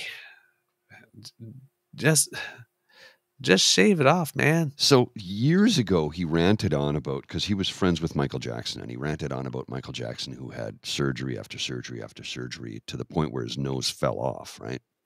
Yeah. And he's like, I just don't know, Michael. Doesn't he look in the mirror, and what does he see when I'm like, what? Pot, meat, kettle. Holy Christ, dude. Holy, like, come on. I know. Look, and you know why Michael Jackson continually had rhinoplasty multiple times? It was because when he was young, his father used to call him Big Nose. Oh yeah, his father was an abusive prick. Yeah. And he called him Big Nose. And when he was a boy, and of course, things said like that in childhood stick with you forever. And that severely affected his mental state. And that's why he had so many surgeries. That's why. That's okay. where it stems from. That was the seed that was planted. Oh. Wow. Okay. So when he looked at himself in the mirror, all he saw was this giant schnoz. So he just had it reduced. And no, he it's like somebody who has an eating disorder. When they look in the mirror, they see something we don't see. or anybody with body dysmorphia of any type. When they look in the mirror, they don't see what we see. They see something that they hate, a representation of their worst attributes. Everything is amplified. It's like, I have a scar on this eye and a big scar on this one from a beer bottle. You don't see it unless I point it out to you. And honestly, I don't see it anymore either, because I don't have body dysmorphia. I'm fortunate in that. I'm like, yeah, I could just live with what I got. I'm okay with it. Therapy, medication, and working on myself has helped. I'm not going to lie to you. You know, I mean, that all contributes to it. But I feel for anybody who has body dysmorphia of any type, because it's hell. It's hell. It's like, well, and I'm not going there when I say the next thing. It's similar to somebody who is trans. They feel that they're born in the wrong body. That's not body dysmorphia. That's a completely different thing, right? That's a completely different thing, and it's a struggle. One of my coworkers, when I met her, she was a dude. She's fully transitioned, had top and bottom surgery. She is living her best life. She has never been happier, and you see it when she posts a photo of herself. It's like, there's the person I knew you could be.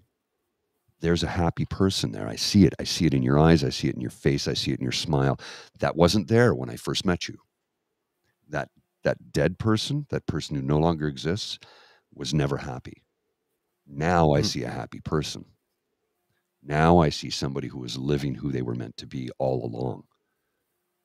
Right. So anyway, that was a bit of a diatribe. I apologize. I go off the rails all the time. Squirrel. It's the ADHD. Here's something I want to show you quickly from Slappy. I don't know if you saw this. Nate pointed this out. Nate from the Breakdown. Nate Pike. Okay. This is he goes, there's partisan, and then there's what the hell is this? And he since deleted, so Slappy deleted this later. I'm going to put it on the screen right now. Breaking: 15 people killed in crash on Trans-Canada Highway. This is Trudeau's Canada.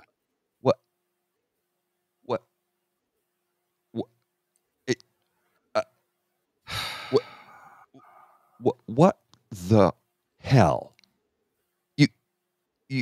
You're going to blame the Prime Minister of Canada for every little thing on planet Earth, aren't you? This has gone so far into bizarro land. I don't even know what to say anymore. Like, really? You're going to use the tragic death of 15 people to try and push a political narrative? Fuck you. Fuck you. Fuck your life. Fuck everything about you.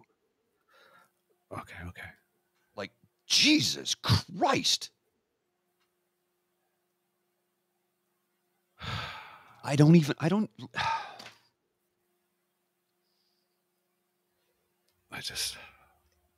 Right? Like, what? I'm right with you. I don't get it. I don't get it.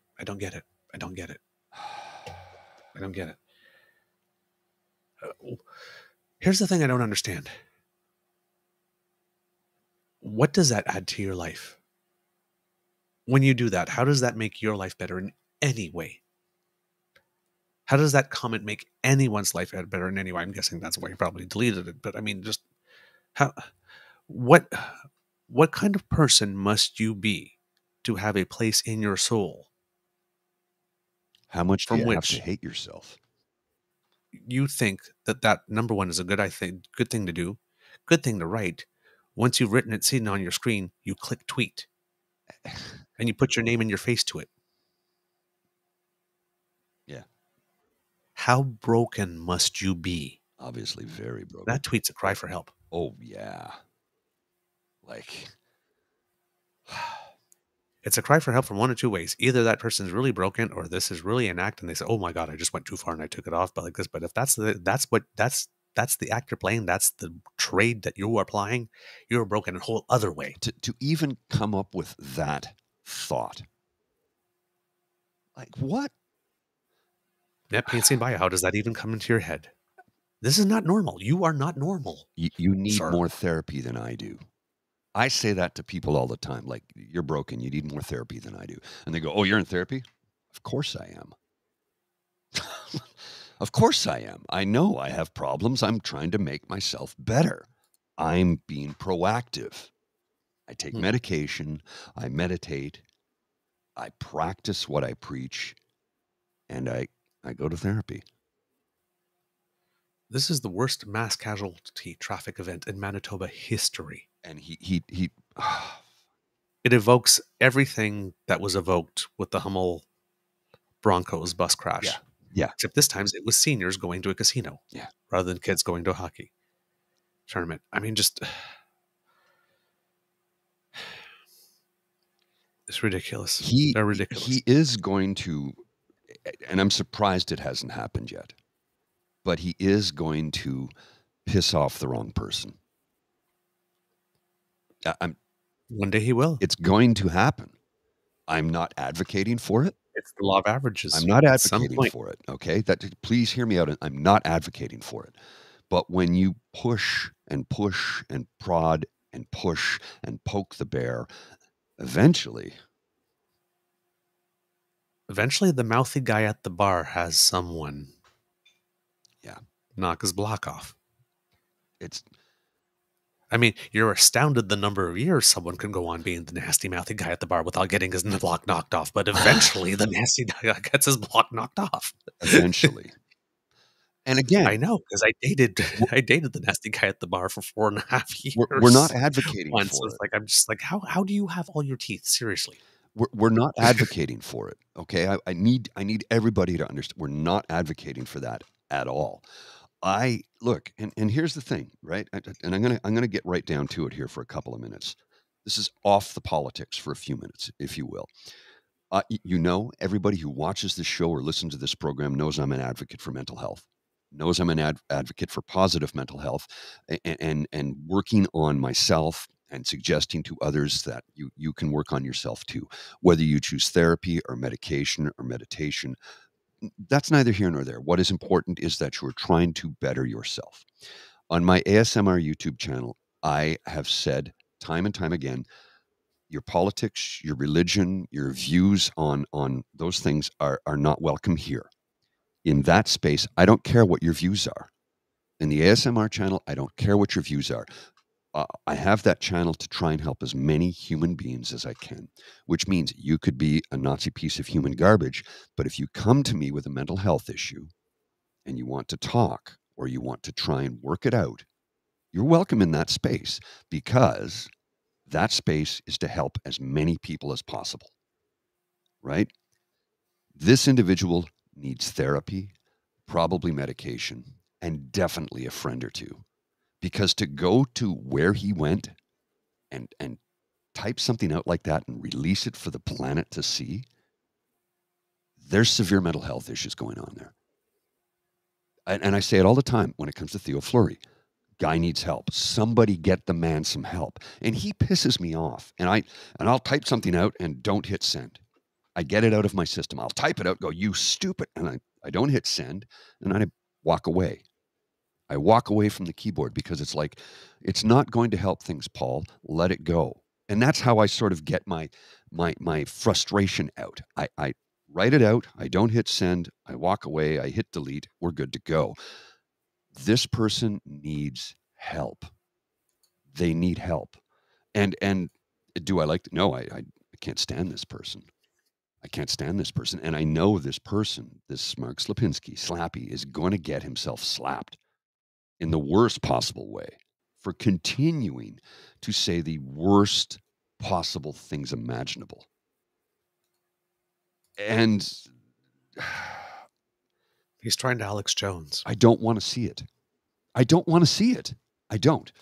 Now, that being said, if it happens, there's nothing I can do about it. I don't want to see it, so don't show it to me when it happens, because we know damn well it's going to happen eventually. Law of averages, right? Law of averages.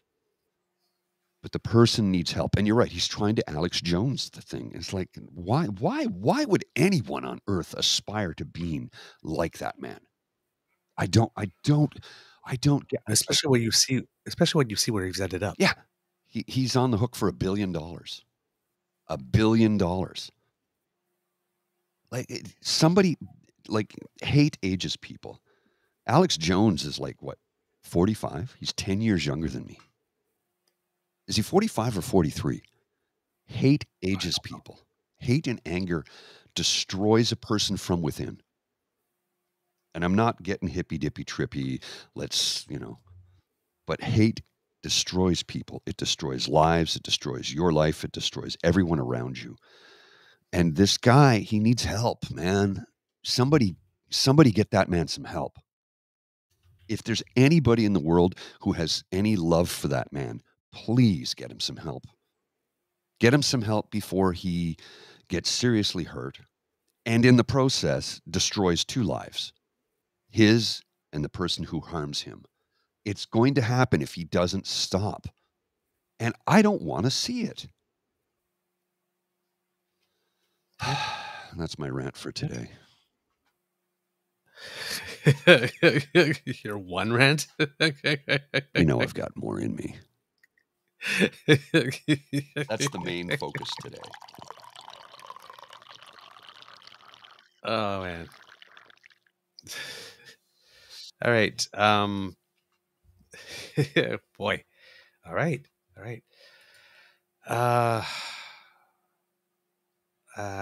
Trying to think what else I'd want to put in there.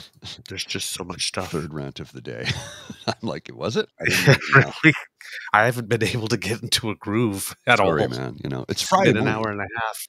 Well, it's Friday morning, and I've got a lot in my mind, and it's been a very busy, brutal work week for me. I'm not complaining. Just every now and then I get on a rail and I ride it out. So, sir, I will hand the microphone over to you because I know you've got stuff you need to say. I don't know where to start, man. Well, let's go back to this for a second. There we go. See? See? Look at that kitty. Oh my God, James, that is the cutest little kitty. Like, there's nothing about that kitty that does not scream love. I know. Look at the eyes. Look at that face. I know. Schmoopy. Oh my God. I just want to Yeah. Oh, yeah. I want a whole basket of kitties like that. And just, when they pull a basket of puppies. A basket of kitties. Damn, wouldn't that be an awesome basket of puppies? Instead of sending somebody a basket of flowers, send them a basket of puppies or a basket of kitties. There's only one problem, though. Okay, you only get this for 2 hours, and I got to take it away. The kitty's got to go back somewhere else. Yeah, gets us. He goes, that cat has badness in his eyes. I love it. A little bit, yeah, a little bit. Yeah, so does James, though. Well, like kitty, like human. All right. Wow. Okay, we have some stuff. I've just got tidbits, I think, for the moment. Let's see. The 10th anniversary of the Lac Mégantic explosion is approaching, and residents of the area are upset because the plans for a new rail line that will bypass the town, which was a recommendation afterwards, requires that 40 landowners be expropriated. And now, of course, because this is government, even though this is a very, very, very, very sensitive situation, apparently there's been absolutely no consultation whatsoever with any of the landowners, and they will only find out on August 1st, once the government seizes the land, what it is that they will get.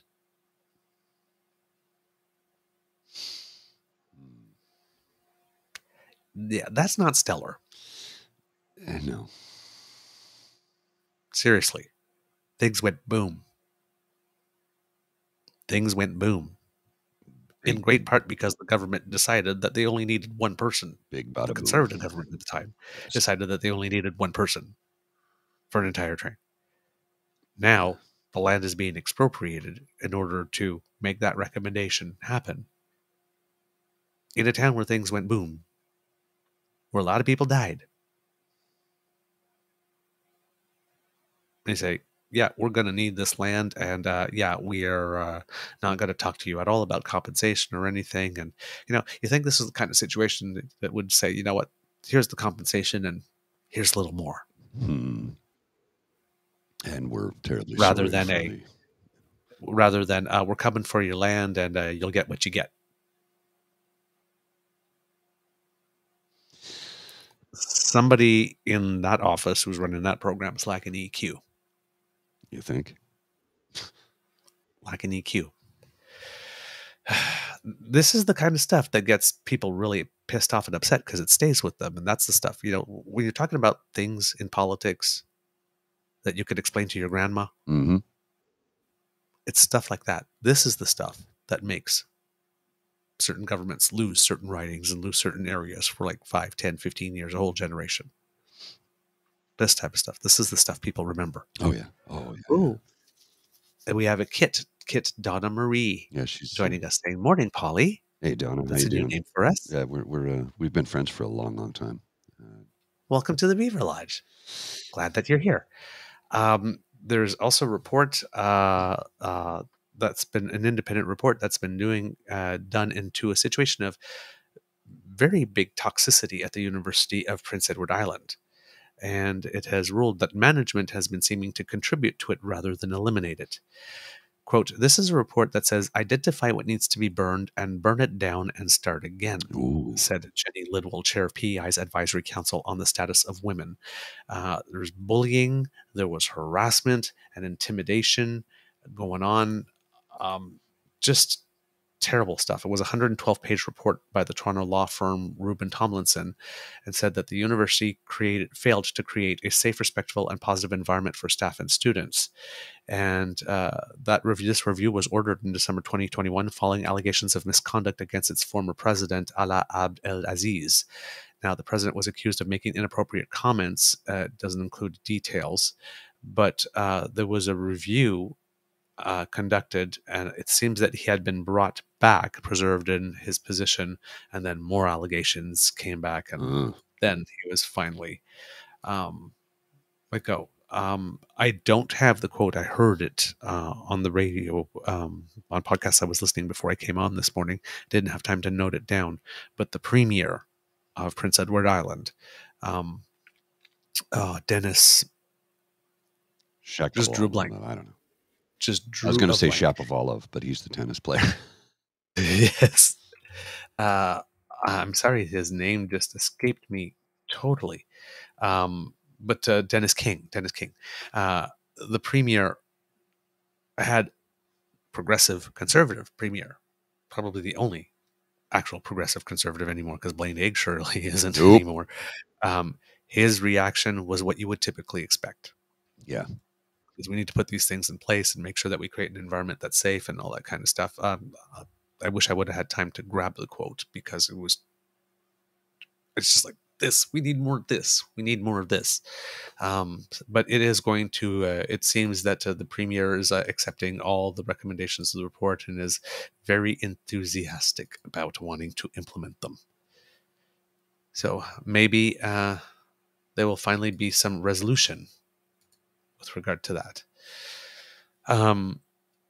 Another thing that was pointed out while I was listening to podcasts, somebody was bringing some attention to an editorial written by Tasha Keraden. Now, Tasha Keraden, if the name sounds familiar, is very big in progressive conservative circles, now with the Conservative Party, was being touted as a potential leadership contender for the race, but she decided to step aside and back Jean Charest's campaign. I believe it was. And,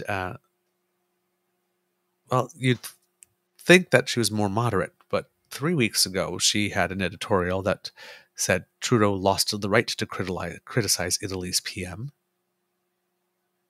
What? On matters related to all things rainbow, when this guy's a world leader in terms of being a leader of a nation and his respect for these rights. But here's the most recent one. Yes, she's involved with Centre-Right Canadians and possibly forming a new political party. But you would think that that political party would be behaving like progressive conservatives, right? That they would be with people with that mode of not wanting to do what the conservatives are doing. Well, I hate to borrow a page from Trump, but she published a little piece of nasty, Oh, no.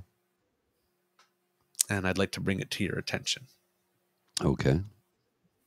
All right, Mr. Grizzly, I'm going to put it up right here for you. Okie dokie. Please read the headline, sir. Tasha Karaden.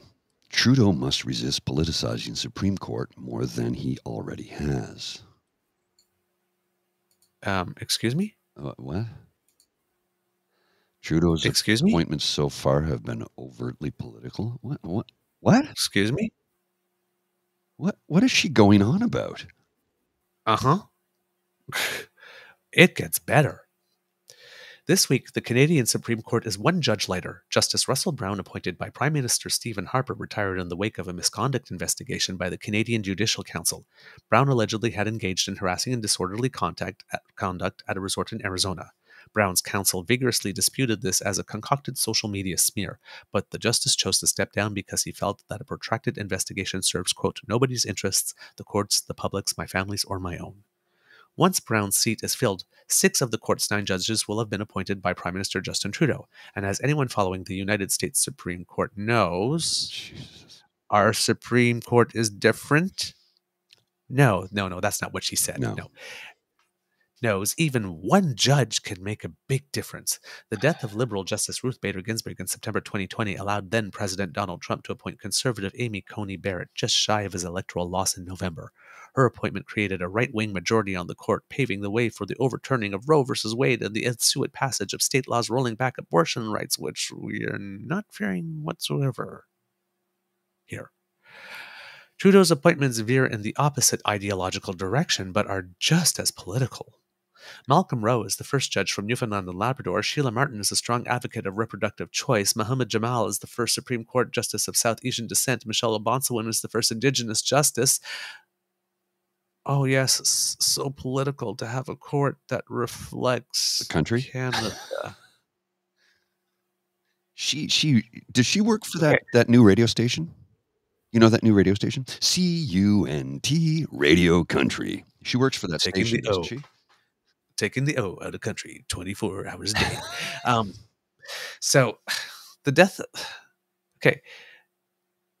Again, the death of Liberal Justice Ruth Bader Ginsburg in September allowed then-President Donald Trump to appoint Conservative Amy Coney Barrett to the court, paving the way for the overturning of Roe v. Wade with the ensuing passage of state laws rolling back abortion rights. Malcolm Rowe is the first judge from Newfoundland and Labrador. Yeah.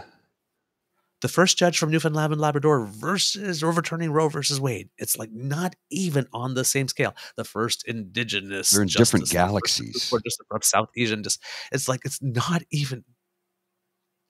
They're not in the same goddamn galaxy. Like what the? Oh. Through the appointments process, Trudeau has both diversified the court and engaged voter bases in values that Liberals hold dear. Like most people don't care about the court.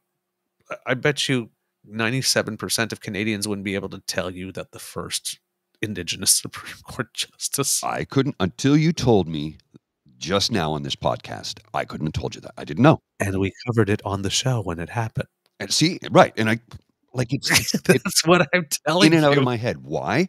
Because I don't have to think about it. Did you remember Mahmoud Jamal? Because he was the latest appointee, the first Supreme Court justice of South Asian descent. Yeah, I don't see. No. No? You know why I don't remember it? Because I don't need to. I don't need to think about it. I don't need to think about it because they've appointed good people to those positions who hold what's near and dear to the vast majority of Canadians. Right. And you know what? Stephen Harper is the same way, you know, other than his attempted appointment of Nadal, which just broke the justices. Like the Supreme Court justices he appointed weren't ridiculously political either. No. Right? And this had an effect. In the past 3 years, the Canadian Supreme Court appears to have followed its U.S. counterpart and split along lines of party appointment. An analysis done by Sean Fine in the Globe and Mail in 2022 found the divisions on the court had hardened since its decision on the matter of Quebec v. 9147, whatever. That case saw the large and liberal interpretation given to the Charter of Rights and Freedom by which rights can be read in as analogous to those already enumerated, rebuked by justices who adhere to more literal text-based approach. Oh yeah, originalists. In the words of this majority, the Constitution is not not an empty vessel to be filled with whatever meaning we might wish from time to time. Well, of course, the originalists, the hook can only go back so far as 1982. At least ours don't go back to 17 something. 70, whatever it was. Again, just this has had an effect the past 3 years. Okay. I'm just going to do a little check here. Michelle Googling. Obama Supreme Court nomination 2022. Mm-hmm. So what she said in the past 3 years, okay, well, she was August 20. She hasn't even been on the court for a full year yet. Okay, let's go Jamal on the Supreme Court. January 10th, 2023. So, no, sorry. No, January 2022. No, 2021. So he's been on the court July 2021. He hasn't been on the court a full 2 years yet. But she's attributing the past 3 years of decisions to 2 people on the court that haven't been on the court for 3 years yet. In this article. Of course, you would have to think about doing it. Think about, is this weird? Is there something wrong about this? First of all, you would have to have known that they were appointed to the court recently. And has it been 3 years yet? And then want to go and look and be motivated to look, like I was, to find out just how bad she's lying to you.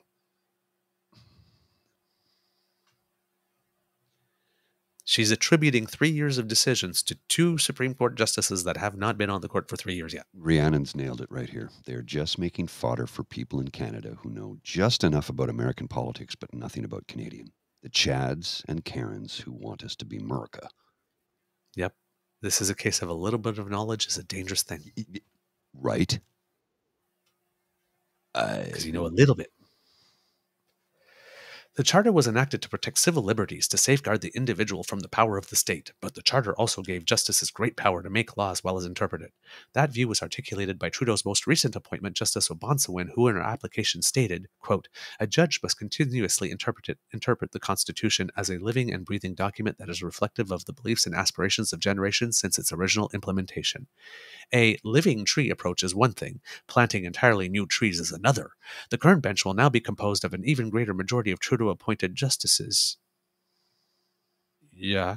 And they are relatively young. Yeah. Courts have a long life, meaning that their influence can outlast the government that appointed them and shape laws for decades to come. And what will those laws be? Yeah. Let's just speculate now. Now we enter the part of the article where we just forget fact. Because what will those laws be? We don't know. It's the future. Just spitball in the air. Well, let's see what Tasha spitballs. Challenges to Quebec language laws, including Bill 96, are making their way up the judicial food chain. Laws on medical assistance in dying are ripe for challenge. A BC constitutional case is pitting Indigenous communities against the province's power to issue mineral rights. Alberta Premier Danielle Smith enacted the province's Sovereignty Act, prompting speculation of a federal challenge. The Canadian Constitution Foundation has a number of cases in the work, including a challenge to a Calgary protest ban that will light a match to the culture wars, and so on. And I'm guessing by mentioning those, she's suggesting that all the decisions in those court cases will be terrible, terrible, terrible for Q conservatives. Because if you were a progressive conservative, none of these things would bother you. And what our court might decide on these things would bother you.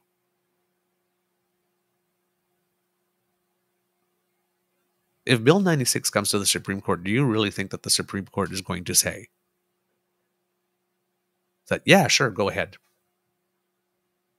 Just discriminate on people based on their religion? Or they might say, here's a good opportunity to say that there are limits on that notwithstanding laws. And when you're taking away rights that we've signed on to, like to an international charter, like the UN Declaration of International Human Rights, and you backtrack on those, you can't do that. Those are rights you can't touch with notwithstanding clause.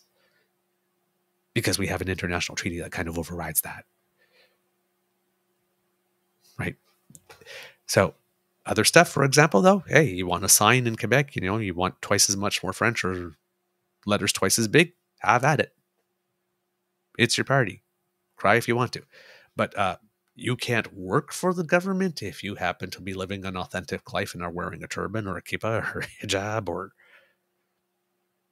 but you get the privilege of paying the same taxes for that, not having the same access to government jobs. I think the Supreme Court might have a problem with that one. I think you're on mute, sir. Sorry. Here I am babbling away and you can't hear me. You remember when René Lévesque died, and he gets to the pearly gates, and St. Peter meets him at the pearly gates, for those who believe in that sort of thing. St. Peter meets him there, and he goes, hey, René, how you doing? He goes, good. Can you let me in? He goes, oh, no, I can't do that, René. He goes, why not? I've lived a good life. I've been a good representative of my people. I should be able to get into the heaven. St. Peter says, no, René, the rules have changed. Did you not know this? He says, what rules? He goes, it's French on the outside, English on the inside. Oh, that's bad. Oh, no. That was a joke? That was a joke, yeah. Well, you remember that was the language laws. I know. I don't know. I know I know the era. Ooh. Yeah. Ooh. Ooh. Oh, dude, that's that did funny. Not go well back then, That's funny. Okay, I'll take your word for It's it. funny. It's funny. Oh, that's a ooh joke. So she finishes. The big flourish. With so many thorny issues at stake and such partisanship and toxicity in the political arena, the last thing we need is an even more political court. Huh? In replacing Brown, Trudeau should eschew partisanship and simply choose the most qualified person for the job, regardless of gender, race, or political leanings. These days, that would be a truly revolutionary act. So what I am hearing, because, right, let's scroll back up, right? The political stuff. Okay, where is it? Yes. Malcolm Rowe. That sounds like a good Anglo-Saxon name. Mm-hmm. The first judge from Newfoundland and Labrador. Sheila Martin. Yeah. It's pretty white. Pretty white sounding. Oh, but she's a strong advocate of reproductive choice, so she's not the most meritorious person for the job. Okay, so she's... I mean, surely Tasha Keratin isn't doing female on female. Is she? Maybe. Tasha, darling, just little reality check if you want to come in. We understand that you are pretty high level in Canada and one of the political elites and very respected and have good reputation.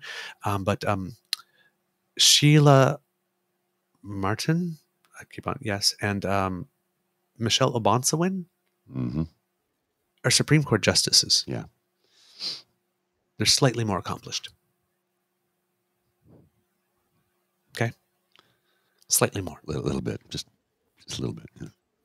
You might want to check yourself before you wreck yourself, darling. Check yourself before you wreck yourself. Check yourself before you wreck yourself. Okay. So, Malcolm Rowe and Sheila Martin, but now you got Mahmoud Jamal and Michelle Obonsawin. So the last two, not the last four, right? He's named six. So he has nothing to say about the first two. Yeah. Second two, okay. Because the last two, they have names or pigment that makes them suspicious. And now, because the last two appointments were like that, well, now we should simply choose the most qualified person for the job, regardless of gender, race, or political leanings. These days, that would be a truly revolutionary act. And this comes when a justice that was appointed by Stephen Harper is the one that happens to step aside. This is Linda's comment here. Well, I can't pronounce their names. Yeah, that's kind of nailing it right there. That's what that's doing. I'll tell you. Here's the thing. Russell Brown, when she was saying he names them young so that they can be on the court for a long time. Well, Russell Brown, when he was appointed by Stephen Harper in 2015, which was 8 years ago, wasn't 50 yet. He's only 57 now. So he was 49 at the time, right?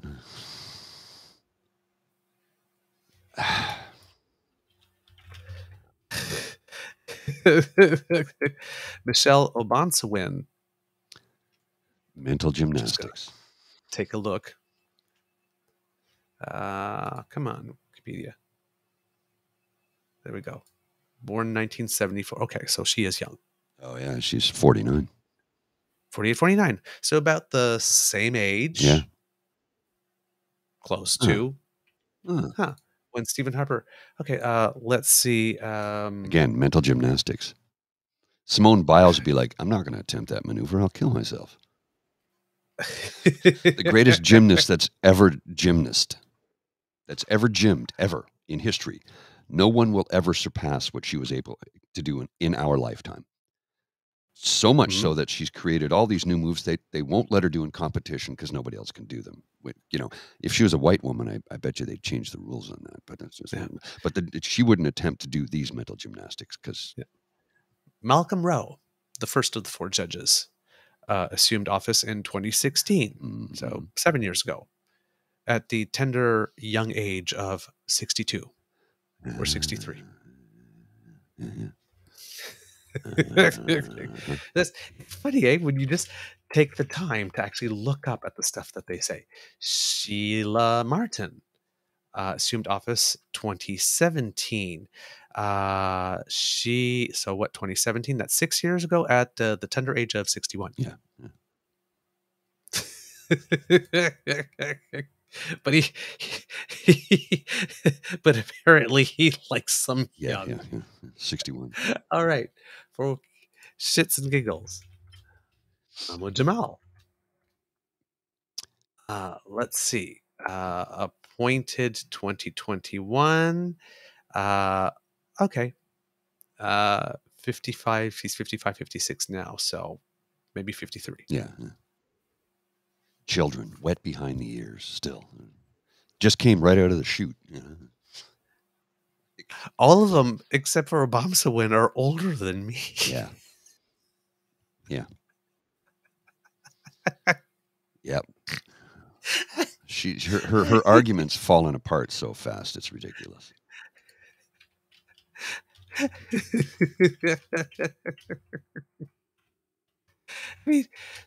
But again, just that little piece of nasty. Right? Oh, yeah. There's that little piece of nasty just thrown in. Just slide in. We're losing a conservative appointed justice, so, well, gee, let's try to equate that. Let's look at the other two. Nicholas Cassirer was one that he was appointed by the Prime Minister in 2019. Appointed. Wow. There's actually no age for this person for some reason. There's a spirit. No birth date. That's kind of that's actually a little weird that you could have a Wikipedia entry for Supreme Court Justice and have that little information. It's a little tidbit that's strangely omitted. Yep. That's kind of weird, right? Okay. Well, there we go. And let's see, Michelle, 1, 2, 3, 4. Yeah, so he's named 5 in total. This would be his 6th. But wow, this is surprising that there's absolutely not. But Nicholas Cassirer was from the McGill University Faculty of Law, and then at the Sorbonne. came up from the Quebec Court of Appeal. So there. I don't. The Sorbonne, I've been there. Yeah, exactly. So all these weird whippersnappers. Let's see. There we go. He graduated. Absolute children. They're right behind, Really? behind the ears, right out of the chute. Come on, man. Yeah. Well, I mean, I don't have a birth date for the man, but we do have a photo.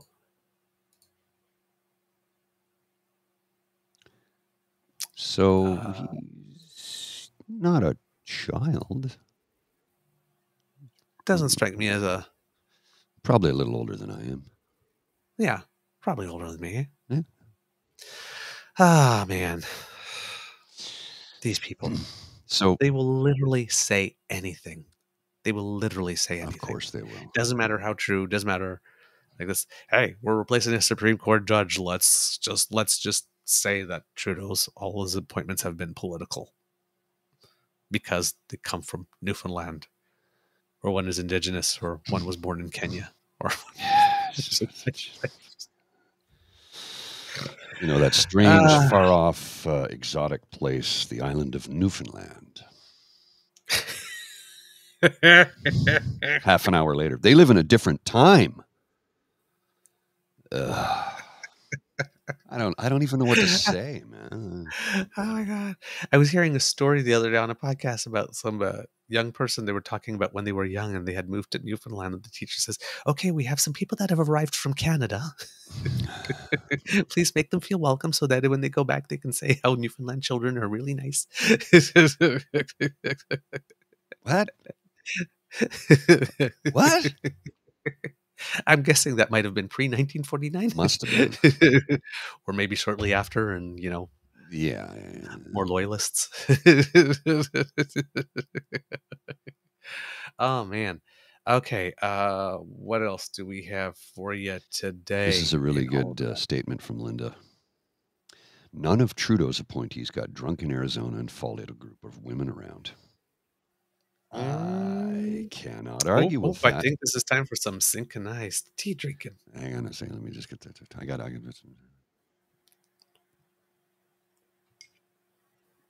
Oh, that was a good one. Yes. That was a good one. That was a good one, Linda.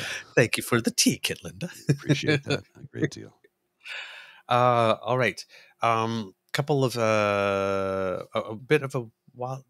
I thought I had some wildfire update.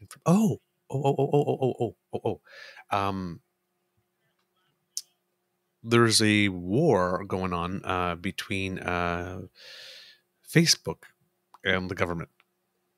Oops, Facebook is protesting the bill. Apologies. That will force them to pay for content that they use. And, well, he's gotten himself a really, really interesting ally in all of this, because Facebook has started cutting off some access to articles. And the owner of La Presse and Le Journal de Montréal, billionaire, conservative, and separatist, Pierre Pelado, who was once the leader, I think it is, of the Bloc. Yes. Was it Parti Québécois? No, the Bloc. No. Oh, now I can't remember which one it was. It was one of them. It was one of them, off the top of my head. He is cheering on the Prime Minister to maintain the hard line. Now, strategically, in an environment where the government is taking a lot of hits, going head-to-head against Facebook and Meta, which, let's face it, there's not a lot of people have a lot of love for him, is probably a good one. And this is a good potential for a just watch me moment. Oh. You got to revoke this law. Oh, yeah, I do? Just watch me. You know, and we were all, during the occupation, we were all waiting for that. You know how many times I saw people on Facebook and Twitter and social media going, just say the line, say the line, say the line. Just watch me. We all wanted to hear it. Well, I can't say we all did, but many of us did. Yes. You can invoke the Emergency Act. Just watch me. Just watch me. So, yeah, this one is like, you can't do that. And yeah, apparently the Prime Minister is saying, yeah, he is not going to relent on this. This is a weird time where the leader of a nation actually gets to punch up Yeah, I like it. on a big, faceless multinational conglomerate that takes all our information. Yes. Because, particularly in Quebec, because blocking access to culture in Quebec, anything culture in Quebec, is a no-no. So he's basically standing up and has Pierre Calperado basically going, yeah, you go, Prime Minister. And remember that Facebook tried this with Australia, but their initiative failed because they were such rat bastards that they decided to block information circulating from media even during a national emergency, which turned the public tide against them. So now they're trying it again here. Like this. I guess they think that they're not blocking access to news articles during a public emergency or national emergency. I guess they didn't notice the fires. Look, all the government has to do is wait them out. Wait them out. So I'm with the Prime Minister on this one. Make them pay. Yeah. We need local media, and we need to find ways to finance it. And if Facebook, Meta, Twitter, all these people are like making money by taking content. It's like, yeah, come look at, access it through our platform and all that kind of stuff. And, they get the advertising revenue because everybody's on their platform longer than the other ones. Then yeah, throw in a couple of bucks. Yeah. So I want to pivot slightly here to Marco Mendicino for a moment or two.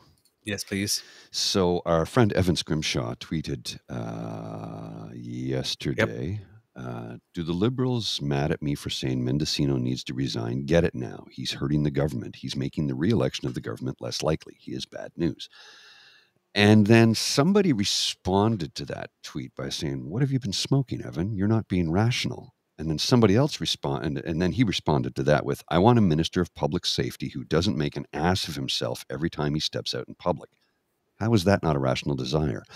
To which somebody else responded to that statement with, you're having fits of hysteria worthy of Andrew Coyne. Suggest you stick to sports writing or whatever it is you're good at. And I'm like, I'm not going to name the person who wrote that tweet, but I'm going to say to that person, no, we're in lockstep with Evan on this one.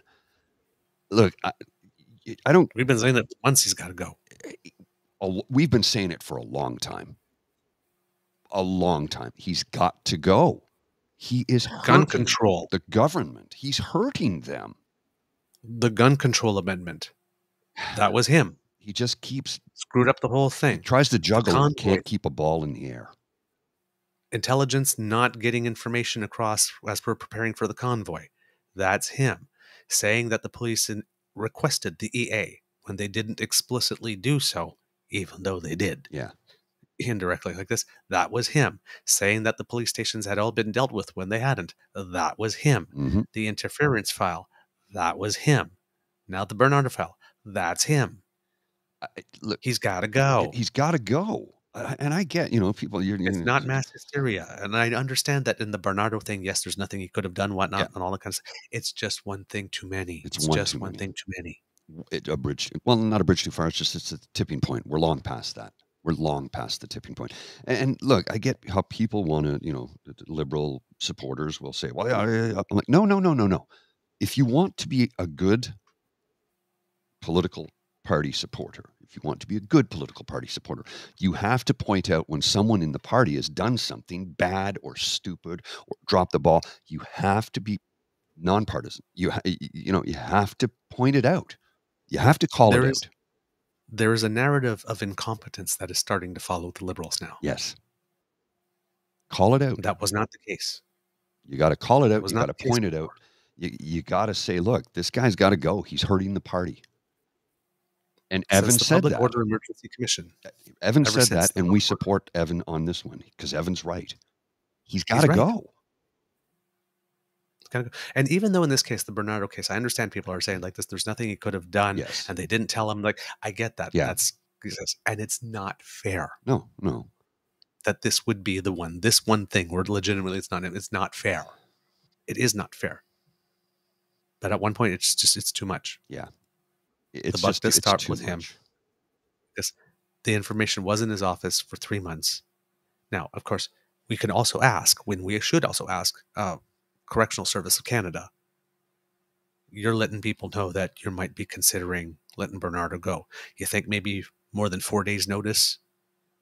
Like, yes, 3 days, we're considering this, but we don't have a date for you yet. And then when you have a date, you give 4 days note. You think maybe that would be, there might be some changes at your end. Do you think that when you're considering letting a high profile person such as Bernardo down one, that there's going to be some PR stuff that you might want to advise the people that are going to be taking the hit for you, because nobody knows who the Director of Correctional Service of Canada is, but everybody knows who the Minister of Public Safety is, that you might want to give more of a heads up? Yes, and that if you've sent some type of memo and you haven't got a response in like 2 months, like this, they might, guys, we just sent you a memo 2 months ago saying that we're thinking of moving Bernardo. We haven't heard back from you. We'd really like your input.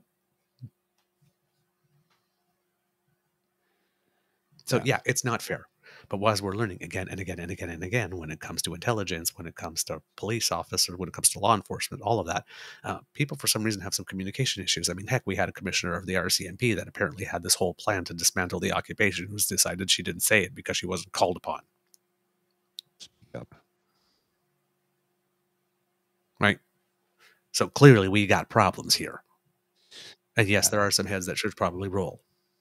And probably more than Mendicino's. There should probably be some people in our national security apparatus, NetCesis, whose heads should be rolling too. Because all these leaks, number one, and number two, that the same situation keeps on repeating itself over and over and over again. We have information, but we don't communicate it upwards. And then when we find out we don't communicate it upwards, oh, well, why didn't you communicate? And then everybody loses their minds. This keeps happening. You might want to look through your entire systems and try to find more occasions where this might happen and resolve them proactively. Perhaps you might want to do an entire sweep of your system. You might want to run some test games and scenarios using the system you currently have and say, oh, here's something that could go boom in our faces 2 years from now. If we do it this way, maybe we should fix that. They have high-level consultants that get paid thousands and thousands and thousands of dollars to try to figure these things out. The same. And staffers in the office. Absolutely. And Mendicino says that he's making these changes and all that kind of stuff. And again, right, I understand it's not fair. But at some point, the visual, the optic matters like this. And the government, the Prime Minister needs to be seen as he has control of his cabinet. And is not afraid to make the tough decisions. Completely agree. He's got to go. We've been saying it for a long time now. Yeah. So expect a shuffle sooner rather than later. I think so. I think a shuffle date may have just been moved up. Oh, yeah. I would expect it. They were thinking of one in the fall. Might come back. I don't think that the Prime Minister will want to go through the whole summer with no, I don't think that so. stench. You know, I agree. I don't think they will. When the House is still you don't want to sitting, aren't they? When do they adjourn? Yeah, they're still sitting. Yeah, they adjourn soon. Yeah. I just don't know what they adjourn soon. Yeah. Now, as this legislation-wise, there's two bills that have been tabled. The first one is the Minister of National Resources, Jonathan Wilkinson, who tabled his Sustainable Jobs Bill, which builds on a plan announced in February. He's quoted as saying, "This legislation itself is necessary because it will ensure that future governments will continue to focus on supporting Canada's workers in a changing global economy.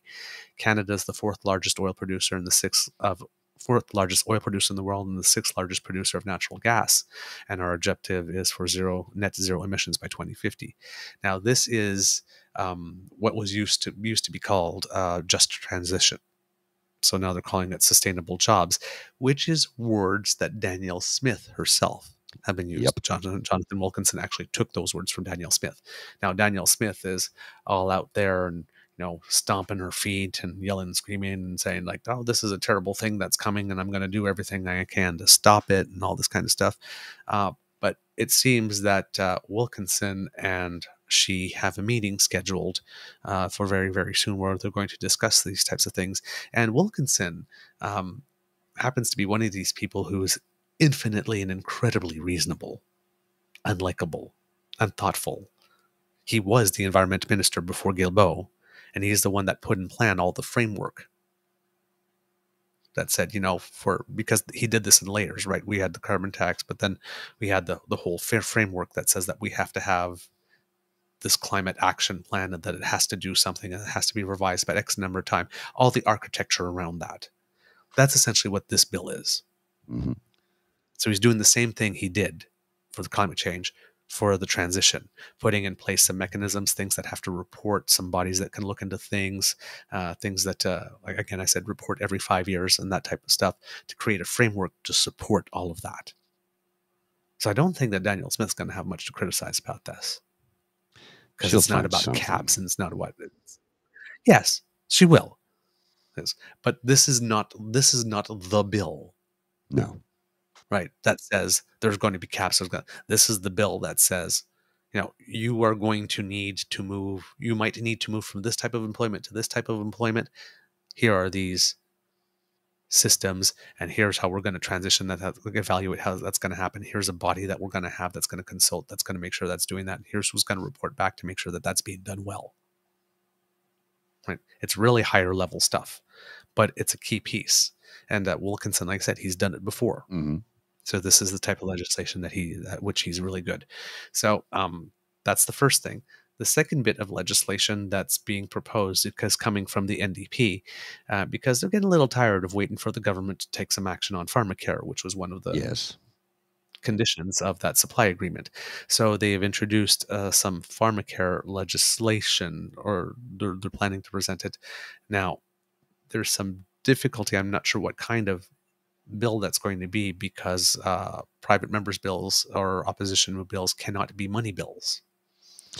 And Pharmacare obviously requires money. Yeah, so it's a little complex. So I'm guessing that this is going to be, so it might be some, like Wilson's bill, maybe some cleverly worded legislation about consultation or setting up a framework or something to make sure that, or setting up a process to make sure that this idea does not get abandoned or something.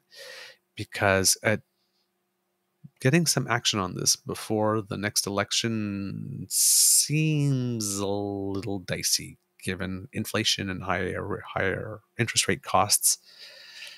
People might not want to be taking that on. Ontario and Quebec don't want to be involved in any way, and this would require the help of the involvement of the provinces. Ontario is just not interested in. Well, there's not much in it for Quebec because they already have their own Pharmacare provisions. I'm not sure they have a full Pharmacare program, but they have some provisions. Yeah. So whatever money they would get, there's nothing in it for them. It's sort of like the childcare thing. When they were making the big debate, there was all the money that would come in would basically be to offset. Well, correct me. Money that they were already spending wouldn't create actually no more new spaces, because they were already spending more than everybody else. Correct me if I'm wrong. Wasn't the original supply and confidence agreement statement was that they were supposed to have Pharmacare in place by the end of 2023? I believe so this new thing he's pulling forward is kind of like, wasn't that already in play? This is just, I guess he's just moving the needle on it a bit, maybe? Well, because it's not happening. And he feels it's not going to happen. Remember, Jagmeet Singh's favorite words when it comes to the federal government is, we forced them. Yeah. We forced them to do this. We forced them to do this. He said the same thing on the rapporteur. He's saying this. We need to force them to do this. He said thing on the dental. They wouldn't have done it if we didn't force them to do this. Yeah. Right? They're dragging the government to all of this kicking and screaming. So he's got to look strong, I guess. He's got to look strong. This is for the base. Right? This because everybody keeps on asking, especially right now with the rapporteur thing, right? You're not going to make the government fall, even though you want a public inquiry into it. So you're going to make it fall on Pharmacare, right? So the government's going to need to do something to show that they're making progress and that they're not abandoning it.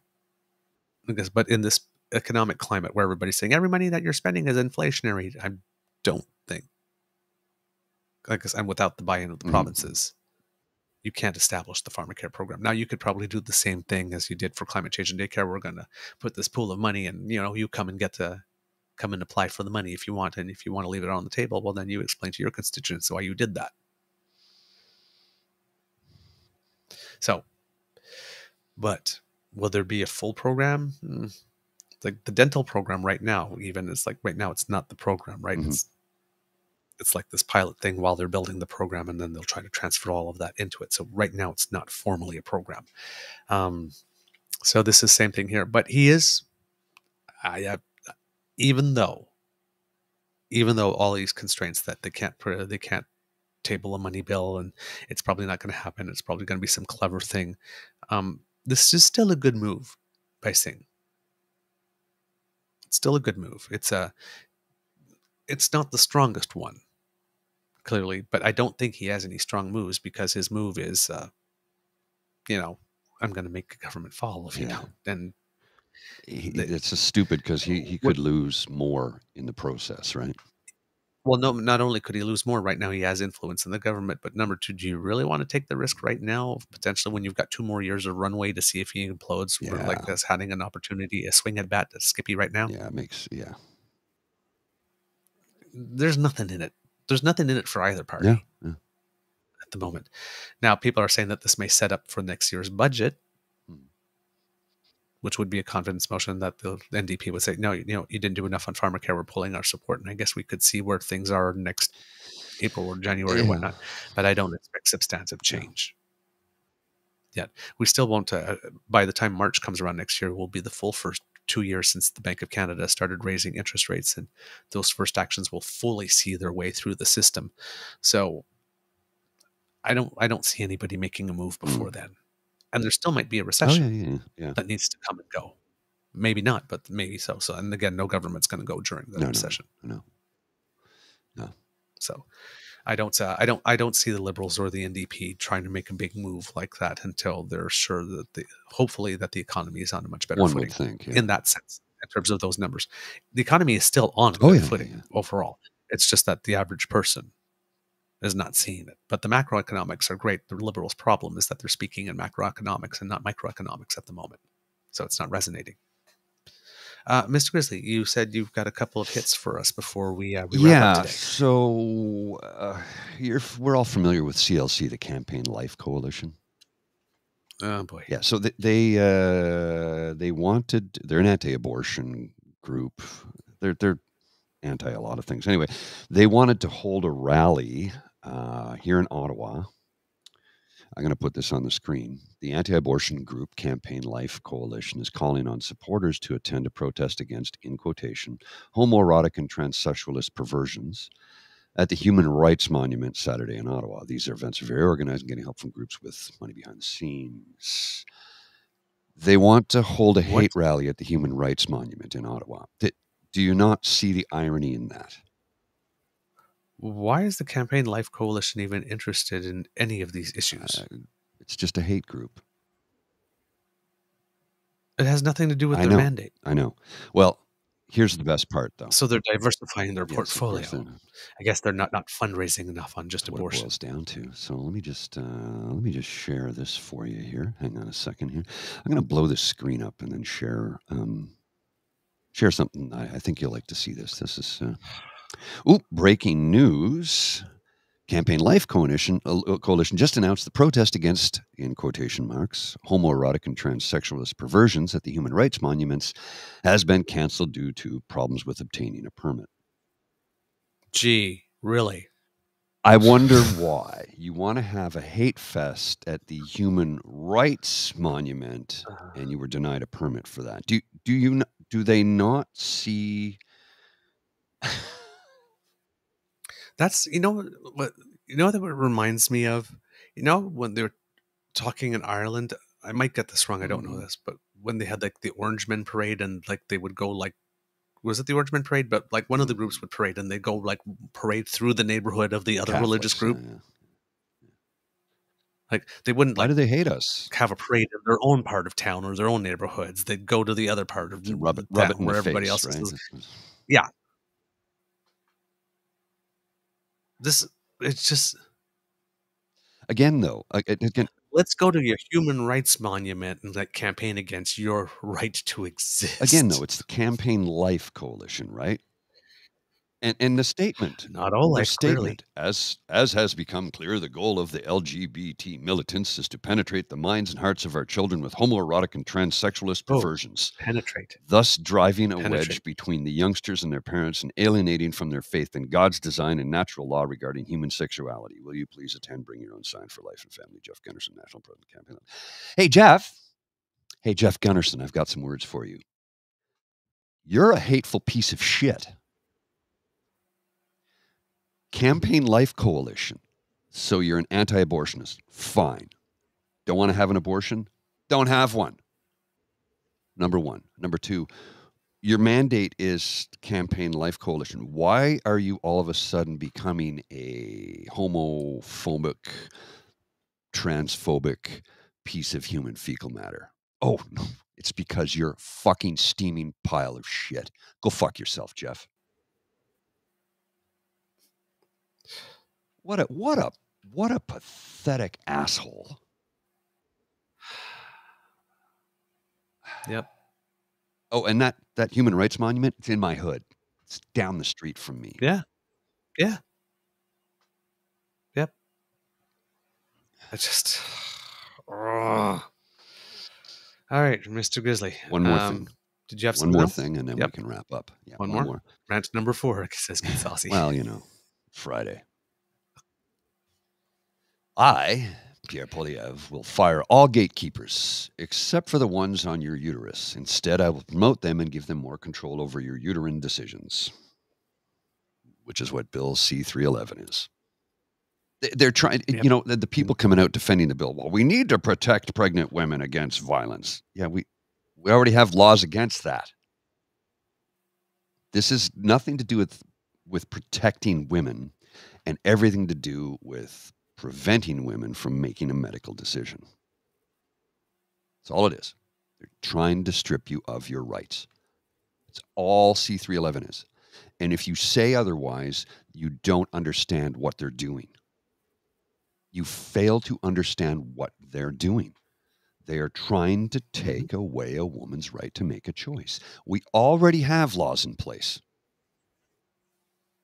about assaulting any person, male, female, pregnant, not pregnant, non-binary, whatever the case. There are already laws against it. So to say this is to protect pregnant women, bullshit.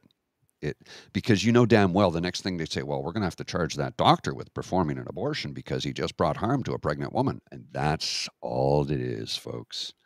That's all that bill is. A slippery slope to get what they want is to take your rights away from you. They want Gilead. They want a theocracy. They want the Handmaid's Tale to become reality. And that's all I got for today, bud. That's all I got. All right. Mr. Grizzly, do we have a show? All right.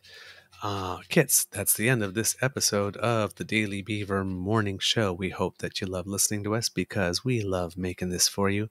Remember that sharing is caring and word of mouth is priceless, so please let your peeps and your poops know about us. And because democracy is something that you do, please, please, please, please, please donate to the Corner House for women, Cornerstone Housing for Women, with the Mr. Grizzly shave. And have we saved the stash? Nope. It's coming off. Oh, it's coming off. Darn. Oh, darn. All right. Hold on. Let me see. Somebody sent me a... No, I did not see the DMs. Easier to just send cash than outstanding cause, and I have some extra. Whoa, wait a minute. What? Oh, no. Oh. I missed that from Hugh. Easier to just send the cash. That's an outstanding cause, and I have some extra. Hugh, if you donate $500, I'll keep the mustache for a week, but you're going to have to explain to my girlfriend, okay? She won't be happy with you. Oh, okay. We might... Okay, we don't know. I don't know if he's still there. Sorry, I didn't see the message come in. You'll have to let me know. Because I really want to remove this thing. I'm really tired of it. It was for a great cause. If you really like... Today's the last day. I'll post the thing. Where's the thing? I got the thing. There it is. The Great Shave 2023. If you can donate to Cornerstone Housing for Women, we would greatly appreciate it. I'm going to put a link to the donation website in the chat in a second here, as soon as I can get back to it. I can't, my computer is lagging right now, so I can't even remove the graphic I just posted. There we go. And let me put the link in the chat. If I can get to the chat, here we are. I'm just going to post this, and boom, there's a link to Cornerstone Housing for Women. If you can donate, that would be wonderful. If somebody donates $500 between now and the end of the show, I will keep this ridiculous thing on my face for another week.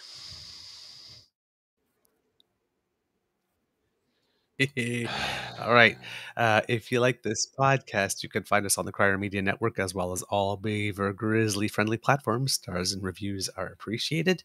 And if you would like to subscribe, that little squiggly there at the bottom of the screen, if you're watching, that leads you to our Podpage site, podpage.com/the True North Eager Beaver, all in one, no, not all in one word, sorry, with a hyphen between each one of those words, lowercase. And we love to hear from you. So please reach us on our Facebook at True North Eager Beaver, our Twitter at True Eager, or by email at truenortheagerbeaver@gmail.com. We should probably check those addresses as well to see if anything has come in through there. We can't do this with... Yes. We also, why not also subscribe to our True North Eager Beaver Media Incorporated YouTube channel? That helps us out big time. We can't do this without your kind and generous support. So if you feel that we've done a particularly good show, if you're watching, you can scan the QR code right by Mr. Grizzly's head, and that will bring you to our emergency Guinness/coffee/hot chocolate fund. And if you're listening, you let your fingers do the walking, ko-fi.com/eagerbeaver, and that's where you can make your donation. Every nickel is appreciated. Of course, I said nickel because I'm on it. Also, don't forget our Pepper Master Father's Day special if you happen to be looking for some last minute shopping or a gift. We have the special Father Days kit, normally $280, on sale for $99, which has some old school jerk sauce, some maple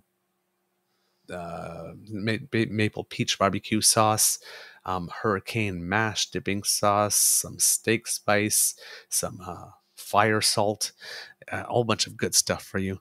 Wonderful products. They are all locally sourced, close to Rigaud, Quebec, and everything is gluten-free, slow fair trade, organic sugars, organic vinegars, reduced sea salt, no capsaicin extract, no preservatives, no colors, no flavors added, peanut-free, latex-free, green printing, non-GMO, all the good stuff. So you can feel good. So it's approved by people. Yes. So you just go to peppermaster.com/product/Father's Day Kit 2023 with a hyphen between those words. And we will post the URL here in the chat for the kits. And you can get yourself some spicy today. All right. Well, I believe that's all the good stuff. From the Beaver Lodge, this is your Eager Beaver saying until next time, dear kits, it could be a tough world out there, so please be kind to and gentle with yourself. Mr. Grizzly, do you have some words of wisdom for us before we go?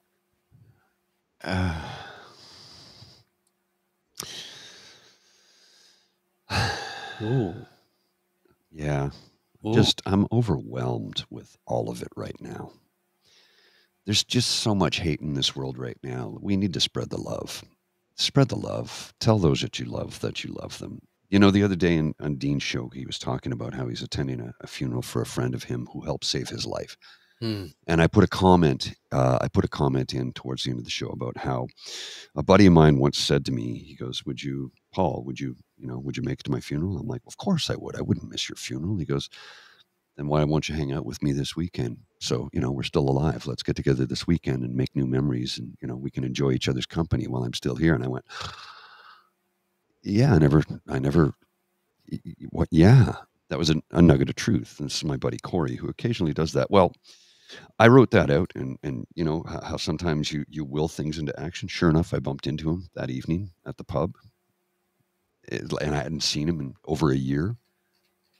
And I'm like, just boom, there he is. I'm like, holy shit, like, sometimes you just will things into existence. So yeah, we need to spread some love around this world, because there's a lot of hatred right now, and a lot of bad things, and you know, you can be overwhelmed by it sometimes, and I do get overwhelmed from time to time, and I get angry, and I express my anger, as anybody who knows me knows I am passionate.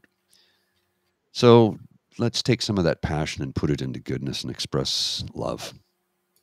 That's all I got for today, my friend. I think that's some really good stuff.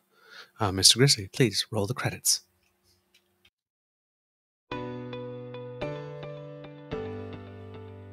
You are listening to a True North Eager Beaver media podcast.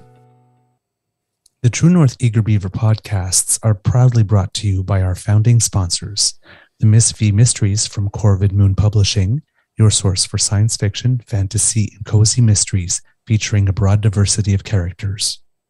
CanadianTarot.com, your uniquely Canadian online eclectic tarot community and forum, and The Peppermaster, hot pepper sauces made from fresh farm ingredients to thrill your taste buds and expand your mind.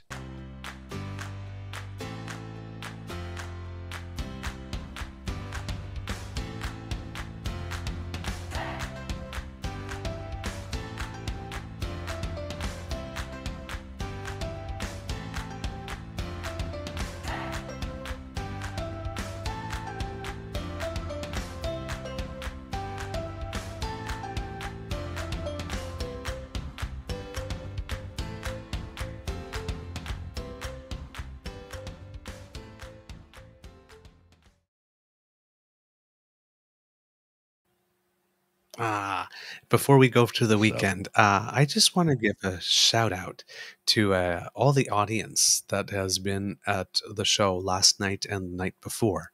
If any of you happen to be stumbling upon this, you guys were absolutely amazing audiences. Last night, the theater holds 163. We had over 130 of the seats sold.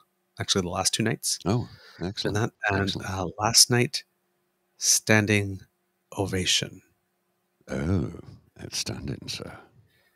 Outstanding. That was something. That does the heart.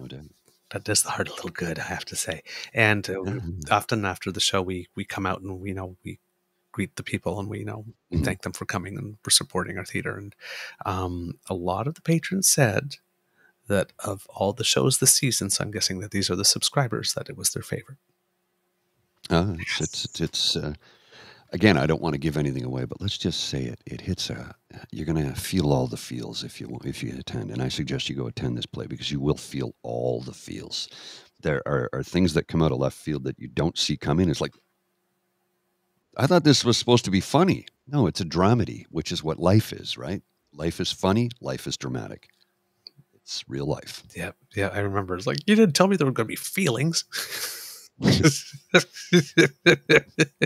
didn't tell me that. That's not fair.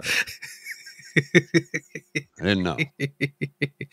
And before we go, if you happen to be a fan of the footy, Mr. Grizzly, some good stuff has happening for the Canadian men's national soccer team. The CONCACAF Nations League. We're at the finals. Top two teams. Canada versus the United States. Canada took out Panama with a 2-0 victory. Goals by Jonathan David and Alphonso Davies sealed that, and the USA defeated Mexico. So Sunday, 8:30 p.m. Eastern Time. If you're in there, there you go. I'll have to find that feed to tune it in, because I want to watch that. Absolutely. All right, kids, have a wonderful weekend, and we'll see you on Monday. See ya.